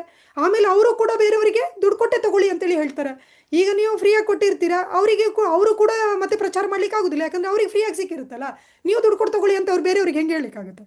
ನಾನು ದುಡ್ಡು ಕೊಟ್ಟು ತಗೊಂಡಿದ್ದೇನೆ, ನೀವು ದುಡ್ಡು ಕೊಟ್ಟು ತಗೊಳ್ಳಿ ಅಂತ ಹೇಳೋದು ಸುಲಭ. ನನಗೆ ಫ್ರೀಯಾಗಿ ಸಿಕ್ಕಿದೆ, ನೀವು ದುಡ್ಡು ಕೊಟ್ಟು ತಗೊಳ್ಳಿ ಅಂತ ಹೇಳಲಿಕ್ಕಾಗುತ್ತಾ? ಹೇಳಲಿಕ್ಕಾಗೋದಿಲ್ಲ. ಅದಕ್ಕೋಸ್ಕರ ಇವತ್ತು ಯಾರಿಗೆ ಸಿಕ್ಕಿದೆ ಅವರು ಬಾಯಿ ಮುಚ್ಕೊಂಡು ಸುಮ್ಮನೆ ಇದ್ದಾರೆ. ಅವರು ಓದೋದು ಇಲ್ಲ, ಅವರು ಹೇಳೋದು ಇಲ್ಲ. ಹಾಗಾಗಿ ನಾವು ಇದನ್ನು ತುಂಬ ಗಂಭೀರವಾಗಿ, ನಾವು ಶ್ರೀಮದ್ ಭಾಗವತ ಸಾಕ್ಷಾತ್ ಭಗವಂತನೇ, ಲಕ್ಷ್ಮೀಪತಿ, ಅಖಿಲಾಂಡ ಕೋಟಿ ಬ್ರಹ್ಮಾಂಡ ನಾಯಕ, ಸಾಕ್ಷಾತ್ ತಿರುಪತಿ ತಿಮ್ಮಪ್ಪನೇ ನಿಮ್ಮ ಮನೆಗೆ ಬರ್ತಾ ಇದ್ದಾನೆ ಅಂತೇಳಿ ಹೇಳಿದ್ರೆ, ಒಂದು ತಿರುಪತಿ ಯಾತ್ರೆ ಮಾಡ್ಲಿಕ್ಕೆ ಎಷ್ಟು ಖರ್ಚು ಮಾಡ್ಕೊಂಡು ಹೋಗ್ತಾರೆ ಅಲ್ವಾ? ಆ ತಿರುಪತಿ ತಿಮ್ಮಪ್ಪನೇ ನಿಮ್ಮ ಮನೆಗೆ ಬರ್ತಾ ಇದ್ದಾನೆ, 8,500 ಖರ್ಚು ಮಾಡ್ಲಿಕ್ಕೆ ಆಗುದಿಲ್ವಾ? ನಾವು ಪ್ರಚಾರ ಮಾಡಬೇಕು. ಭಗವಂತನ ಕೃಪೆಯಿಂದ ಇದಾಗುತ್ತೆ. ನಾವು ತುಂಬ ಗಂಭೀರವಾಗಿ ಇದನ್ನು ಪ್ರಚಾರ ಮಾಡಬೇಕು. ಇವತ್ತಿಂದ ಅಟ್ಲೀಸ್ಟ್ ಇಲ್ಲಿ ಯಾರ್ಯಾರು ಕ್ಲಾಸಲ್ಲಿ ಇದ್ದೀರಾ, ಇವತ್ತಿಂದ ಫ್ರೀಯಾಗಿ ಕೊಡುವ ಕೆಲಸ ಅಂತೂ ಮಾಡಬೇಡಿ. ಪ್ರಚಾರ ಮಾಡಿ. ಸಹಾಯಕ್ಕೆ ಬೇಕಾದರೆ ನಮ್ಮದು ಫುಲ್ ಟೀಮ್ ಇದೆ. ನಿಮಗೆ ಯಾವುದೇ ಸಂದರ್ಭದಲ್ಲಿ ಭಾಗವತ ವಿತರಣೆಯಲ್ಲಿ ಕಷ್ಟ ಆದರೆ ನಮ್ಮ ಸಂಪರ್ಕ ಮಾಡಿ. ನಾವು ನಮ್ಮ ಕೈಲಾದ ಸಹಾಯವನ್ನು ನಾವು ಮಾಡ್ತೇವೆ. ಶ್ರೀಲ ಪ್ರಭುಪಾದರ ಗ್ರಂಥಗಳನ್ನು ಶ್ರೀಲ ಪ್ರಭುಪಾದರು ಹೇಳಿದ ರೀತಿಯಲ್ಲೇ ನಾವು ವಿತರಣೆ ಮಾಡಬೇಕೇ ಹೊರತು ನಮ್ಮ ಮನಸ್ಸಿಗೆ ತೋಚದಂತೆ ನಾವು ವಿತರಣೆ ಮಾಡಬಾರ್ದು. ಹರೇ ಕೃಷ್ಣ. ಥ್ಯಾಂಕ್ ಯು ಮಾತಾಜಿ, ಒಳ್ಳೆ ಸಂದೇಶವನ್ನ ಕೊಟ್ಟಿದ್ದೀರಿ. ಧನ್ಯವಾದಗಳು. ಹರೇ ಕೃಷ್ಣ. ಹರೇ ಕೃಷ್ಣ. ಹರೇ ಕೃಷ್ಣ. ಹರೇ ಕೃಷ್ಣ ಮಾತಾಜಿ. ಆಕ್ಚುಲಿ ನಿಮ್ದು ಡ್ಯೂಟಿ ಮತ್ತೆ ಮಕ್ಕಳು 3 ಜನ ಮಕ್ಕಳು ಎಲ್ರು ಮೇಂಟೈನ್ ಮಾಡ್ಕೊಂಡು, ಸೊ ನಮ್ಗಿಷ್ಟು ಸಮಯ ಕೊಟ್ಟಿದ್ದೀರಾ. ಸೊ ಕ್ಲಾಸ್ಗೋಸ್ಕರ ಎಲ್ರ ಪರವಾಗಿ ನಿಮ್ಗೆ ಧನ್ಯವಾದಗಳು ಮಾತಾಜಿ. ದಯವಿಟ್ಟು ಅನ್ಮ್ಯೂಟ್ ಮಾಡ್ಕೊಂಡು ಎಲ್ರು ಮಾತಾಜಿ ಅವ್ರಿಗೋಸ್ಕರ ಒಂದ್ಸಲ ಪಂಚತತ್ವ ಮಂತ್ರದೊಂದಿಗೆ ಹರೇ ಕೃಷ್ಣ ಮಹಾಮಂತ್ರ ಹೇಳೋದ್ರ ಮುಖಾಂತರ ಧನ್ಯವಾದಗಳನ್ನ ಅರ್ಪಿಸೋಣ. ಮತ್ತೆ ನಾಳೆ ಇದೇ ರೀತಿ ಈ ಕ್ಲಾಸ್ನ ಮುಂದುವರ್ಸ್ಕೊಡ್ತಾರೆ ಮಾತಾಜಿ. ನನಗೆ ನಿಜವಾದ ಧನ್ಯವಾದ ನೀವು ಭಾಗವತ ವಿತರಣೆಯನ್ನ ಮಾಡಿದಾಗ, ಅದು ನನಗೆ ಧನ್ಯವಾದ. ಹರೇ ಕೃಷ್ಣ. ಜೈ. ಎಸ್. ಆಮೇಲೆ ಇವಾಗ ನಾವು ಆಕ್ಚುಲಿ ಇಲ್ಲಿ ಬೆಂಗಳೂರಿಂದನೂ ಯಾರ್ಯಾರಿಗೆ ಭಾಗವತಂ ಇಲ್ಲ 3 ಇನ್ಸ್ಟಾಲ್ಮೆಂಟ್ ಅಲ್ಲೂ ಕೂಡ ನಾನು ಕೊಡೋ ಇದನ್ನ ಮಾಡ್ತಾ ಇದೀನಿ ಮಾತಾಜಿ. ತುಂಬಾ ಸಂತೋಷ. ಆಮೇಲೆ ಬೇರೆ ಬೇರೆ ಕಡೆ ಎಲ್ಲ, ಯಾಕೆಂದ್ರೆ ಇವಾಗ ಒಂದೇ ಸಲ ತಗೊಳಕ್ ಆಗಲ್ಲ ಅಂದವ್ರಿಗೆ ನಾನು ತೊಂದ್ರೆ ಇಲ್ಲ. 3 ಇನ್ಸ್ಟಾಲ್ಮೆಂಟ್ ಇನ್ಸ್ಟಾಲ್ಮೆಂಟ್ ಅಲ್ಲ, 8,500 ಅವ್ರು 8 ಇನ್ಸ್ಟಾಲ್ಮೆಂಟ್ ತಗೊಂಡ್ರು ಪರವಾಗಿಲ್ಲ, ನಾವು ಕೊಡ್ತಾ ಇದ್ದೇವೆ ಆ ರೀತಿಯಲ್ಲಿ. ತಿಂಗಳು 1,1,000, ಹಂಗಾಗಿ 8,500ಕ್ಕೆ ತಿಂಗಳು 1,1,000 ಕಟ್ಕೊಂಡು 8 ತಿಂಗಳು ಕೂಡ ನಾವು ಇನ್ಸ್ಟಾಲ್ ಅಂದ್ರೆ ಅವರು ಫಸ್ಟ್ ಇನ್ಸ್ಟಾಲ್ಮೆಂಟ್ ಅಲ್ಲೇ ನಾವು ಭಾಗವತಂ ಕಳಿಸ್ಕೊಡ್ತೇವೆ. ಆ ರೀತಿಯಲ್ಲಿ ಎಲ್ಲ ರೀತಿಯಿಂದ ಸಹಾಯ ಮಾಡ್ತಾ ಇದ್ದೇವೆ. ಆದ್ರೆ ಭಾಗವತಂ ತಗೊಳ್ಬೇಕು, ಆಮೇಲೆ ಭಾಗವತಂ ಫ್ರೀಯಾಗಿ ಡಿಸ್ಕೌಂಟ್ ಅಲ್ಲಿ ಕೊಡೋಂಗಿಲ್ಲ. ಇಷ್ಟು ನಾವು ಪಾಲನೆ ಮಾಡಿದ್ರೆ ಸಾಕು ಮಾತಾಜಿ.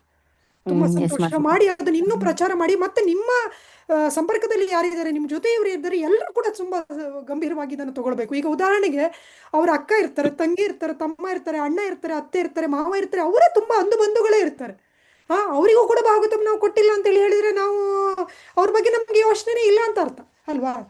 ನಮ್ನ ಫೋನ್ ಮಾಡ್ತಾರೆ, ಚೆನ್ನಾಗಿ ಮಾತಾಡ್ತೇವೆ, ಹುಷಾರಿದ್ದೀರಾ, ಪಲ್ಯ ಏನ್ ಮಾಡಿದ್ರಿ, ಸಾಂಬಾರ್ ಏನ್ ಮಾಡಿದ್ರಿ ಅಂತ ಕೇಳ್ತೇವೆ. ಭಾಗವತಂ ಇದೆಯಾ ತಗೊಳ್ಳಿ ಅಂತ ಹೇಳಲಿಕ್ಕೆ ಏನ್ ಕಷ್ಟ? ಜೈ. ಎಸ್ ಮಾತಾಜಿ. ಎಲ್ರು ಅನ್ಮ್ಯೂಟ್ ಮಾಡ್ಕೊಂಡು ಮಾತಾಜಿ ಅವ್ರಿಗೆ ಪಂಚತತ್ವ ಮಂತ್ರದೊಂದಿಗೆ ಹರೇ ಕೃಷ್ಣ ಮಹಾಮಂತ್ರ ಹೇಳೋಣ. ಧನ್ಯವಾದ ಅರ್ಪಿಸೋಣ. ಜೈ ಜೈ ಶ್ರೀ ಜೈ ಕೃಷ್ಣ ಶ್ರೀ ಕೃಷ್ಣ ಚೈತನ್ಯ ಚೈತನ್ಯ ಪ್ರಭು ನಿತ್ಯಾನಂದ ಶ್ರೀ ಹರೇ ಕೃಷ್ಣ ಹರೇ ಕೃಷ್ಣ ಹರೇ ಕೃಷ್ಣ ಕೃಷ್ಣ ಕೃಷ್ಣ ಹರೇ ಹರೇ ಹರೇ ರಾಮ ರಾಮ ರಾಮ ಹರೇ ಹರೇ ರಾಮ ರಾಮ ರಾಮ ಹರೇ ಹರೇ ಕೃಷ್ಣ ಕೃಷ್ಣ ಕೃಷ್ಣ ಹರೇ ಹರೇ ರಾಮ ರಾಮ ರಾಮ ಹರೇ ರಾಮ ರಾಮ ರಾಮ ಹರೇ ಹರೇ. ಸರಿ ಹರೇ ಕೃಷ್ಣ. ಮಾತಾಡ್ಬೋದಾ? ಹರೇ ಕೃಷ್ಣ ಹರೇ ಮಾತಾಜಿ. ಕೃಷ್ಣ ಮಾತಾಜಿ. ಹರೇ ಕೃಷ್ಣ. ಇವತ್ತು ನಮ್ಮ ತಾಯಿಯವರ ಅಂದ್ರೆ ಅಕ್ಕ ಅವರ ಹಸ್ಬೆಂಡ್ ಶರೀರ ತ್ಯಾಗ ಮಾಡಿದ್ದಾರೆ. ಸೊ ಅವ್ರಿಗೋಸ್ಕರ ಒಂದ್ ಸ್ವಲ್ಪ ಮಹಾಮಂತ್ರ ಜಪ ಮಾಡ್ಬೇಕು ಅಂತ ನಾನು ಕೇಳ್ಕೊಂತೀನಿ. ಖಂಡಿತ ಮಾತಾಜಿ. ಮಾತಾಜಿ. ಮತ್ತೆ ಆಮೇಲೆ ಅದರಲ್ಲಿ ಯಾರು ಸಂಪರ್ಕಕ್ಕೆ ಬರ್ತಾರೆ ಎಲ್ರಿಗೂ ಕೂಡ ಭಾಗವತಂ ಬಗ್ಗೆ ಹೇಳಿ. ಯಾಕೆ ಅಂತೇಳಿ ಹೇಳಿದ್ರೆ ಯಾರು ಎಷ್ಟೊತ್ತಿಗೆ ಶರೀರ ತ್ಯಾಗ ಮಾಡ್ತಾರೆ ಅಂತ ಹೇಳಲಿಕ್ಕೆ ಬರುದಿಲ್ಲ. ಹಾಗಾಗಿ ಅಷ್ಟು ಶರೀರ ತ್ಯಾಗ ಮಾಡೋದ್ರೊಳಗಡೆ ಭಾಗವತಂ ಸಿಕ್ಕಿದ್ರೆ ಅದೇ ಲಾಭ ಮನುಷ್ಯ ಜನ್ಮದಲ್ಲಿ. ಇಲ್ಲ ಅಂತ ಹೇಳಿದ್ರೆ ಎಷ್ಟೋ ನಾಯಿ ಬೆಕ್ಕುಗಳು ಕೂಡ ಶರೀರ ತ್ಯಾಗ ಮಾಡ್ತಾರೆ, ಅದೇ ರೀತಿ ಆಗುತ್ತೆ. ಅವರು ನಿಜವಾಗ್ಲೂ ತುಂಬಾ ಧನ್ಯರು. ಯಾಕೆಂದ್ರೆ ನಿಮ್ಮ ಸಂಪರ್ಕದಲ್ಲಿ ಇದ್ರು, ಖಂಡಿತವಾಗಿ ಅವರಿಗೆ ಭಗವಂತನ ಇದು ಸಿಕ್ಕಿರುತ್ತೆ. ಆದ್ರಿಂದ ಬೇರೆ ಯಾರ್ಯಾರು ಈ ಒಂದು ಏನೇನೋ ಇದಿರುತ್ತೆ ಮಾತಾಡಿಸ್ಲಿಕ್ಕೆಲ್ಲ ಬರ್ತಾರೆ, ಎಲ್ಲರಿಗೂ ಕೂಡ ಭಾಗವತವನ್ನ ಗಂಭೀರವಾಗಿ ಹೇಳಿ ಮಾತಾಜಿ. ಹರೇ ಕೃಷ್ಣ. ಹರೇ ಕೃಷ್ಣ. ಅಂದ್ರೆ ಅವರು ದೇವ್ರ ಸ್ಥಾನದಲ್ಲಿ ಪೂಜೆ ಕೂಡ ಮಾಡ್ತಾ ಇದ್ರು ಮಾತಾಜಿ. ಇವಾಗ ಸ್ವಲ್ಪ ದಿವಸ ಆಗಿದೆ ಬಿಟ್ಟು, ಅವ್ರು ಆಗ್ಲಿ ಒಂದ್ 5 ವರ್ಷ. ಅಂದ್ರೆ ದೇವ್ರದ್ದು ತುಂಬಾ ಇದ್ ಮಾಡಿದ್ದಾರೆ ಅವರು. ಖಂಡಿತ. ಹಾಗಾಗಿ ನೀವು ಬೇಜಾರು ಮಾಡ್ಕೊಳ್ಳಿಕ್ಕಿಲ್ಲ. ಅವರಿಗೆ ಮುಂದಿನ ಗತಿ ಖಂಡಿತವಾಗಿ ಭಗವಂತ ಒಳ್ಳೆ ರೀತಿಯಿಂದ ಕರುಣಿಸ್ತಾನೆ. ನಾವೆಲ್ಲರೂ ಹರೇ ಕೃಷ್ಣ ಮಂತ್ರ ಹೇಳುವ. ಆಮೇಲೆ ಅವರ ಮೂಲಕ ಅವ್ರಿಗೋಸ್ಕರ ಯಾರ್ಯಾರು ಬರ್ತಾರೆ ಅವರಿಗೆಲ್ಲರಿಗೂ ಭಾಗವತಂ ಸಿಕ್ಕಿದ್ರೆ ಆ ಒಂದು ಸುಕೃತ ಕೂಡ ಅವರಿಗೆ ಸಿಗುತ್ತೆ. ಮುಂದಿನ ಹಾದಿ ಅವರಿಗೆ ಸುಗಮ ಆಗುತ್ತೆ. ಹರೇ ಕೃಷ್ಣ ಮಾತಾಜಿ. ಹರೇ ಕೃಷ್ಣ. ಅವ್ರ ಹೆಸರು ಮಾತಾಜಿ? ಅವ್ರ ಹೆಸರು ಕಾಶಿನಾಥ್ ಅಂತಾರೆ. ಹರೇ ಕೃಷ್ಣ. ಎಲ್ರು ಕಾಶಿನಾಥ್ ಅವರು ದೇಹವನ್ನ ತೆಗೆದಿದ್ದಾರೆ. ಅವ್ರಿಗೆ ಮುಂದೆ ಎಲ್ಲಾ ಕೂಡ ಭಗವಂತನ ಕೃಪೆ ಸಿಗ್ಲಿ ಅಂತ ನಾವೆಲ್ಲರೂ ಕೂಡ ಆಶಿಸ್ತಾ ಪಂಚತತ್ವ ಮಂತ್ರದೊಂದಿಗೆ ಹರೇ ಕೃಷ್ಣ ಮಹಾಮಂತ್ರ ಹೇಳಿ ನಾವು ಸಂತಾಪವನ್ನು ವ್ಯಕ್ತಪಡಿಸೋಣ. ಜೈ ಜೈ ಶ್ರೀ ಕೃಷ್ಣ ಚೈತನ್ಯ ಪ್ರಭು ನಿತ್ಯಾನಂದ ಶ್ರೀ ಗದಾಧರ ಶ್ರೀವಾಸಾದಿ ಹರೇ ಕೃಷ್ಣ ಹರೇ ಕೃಷ್ಣ ಕೃಷ್ಣ ಕೃಷ್ಣ ಹರೇ ಹರೇ ಹರೇ ರಾಮ ಹರೇ ರಾಮ ರಾಮ ರಾಮ ಹರೇ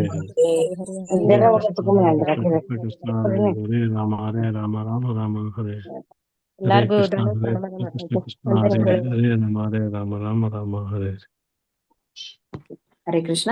ಎಲ್ರಿಗೂ ಧನ್ಯವಾದಗಳನ್ನ ಅರ್ಪಿಸ್ತಾ ಈ ದಿನದ ಕಾರ್ಯಕ್ರಮ ಮುಕ್ತಾಯ ಮಾಡ್ತಾ ಇದ್ದೇವೆ. ವಾಂಛಾಕಲ್ಪತರುಭ್ಯಶ್ಚ ಕೃಪಾ ಸಿಂಧುಭ್ಯೇವ ಚ ಪತಿತಾನಾಂ ಪಾವನೇಭ್ಯೋ ವೈಷ್ಣವೇಭ್ಯೋ ನಮೋ ನಮಃ. ಅನಂತ ಕೋಟಿ ವೈಷ್ಣವವೃಂದ ಕಿ ಜೈ. ಶ್ರೀಲ ಪ್ರಭುಪಾದ್ ಕಿ ಜೈ. ಗುರು ಮಹಾರಾಜ್ ಕಿ ಜೈ. ಹರಿ ಓಂ ತತ್ಸತ್. ಶ್ರೀ ಕೃಷ್ಣ ಅರ್ಪಣಮಸ್ತು. ಹರೇ ಕೃಷ್ಣ. ಮಾತಾಜಿ ಎಂಡ್ ಮಾಡ್ಲಾ? Thank you. ಹರೇ ಕೃಷ್ಣ ದಂಡೋತ್ ಪ್ರಣಾಮ.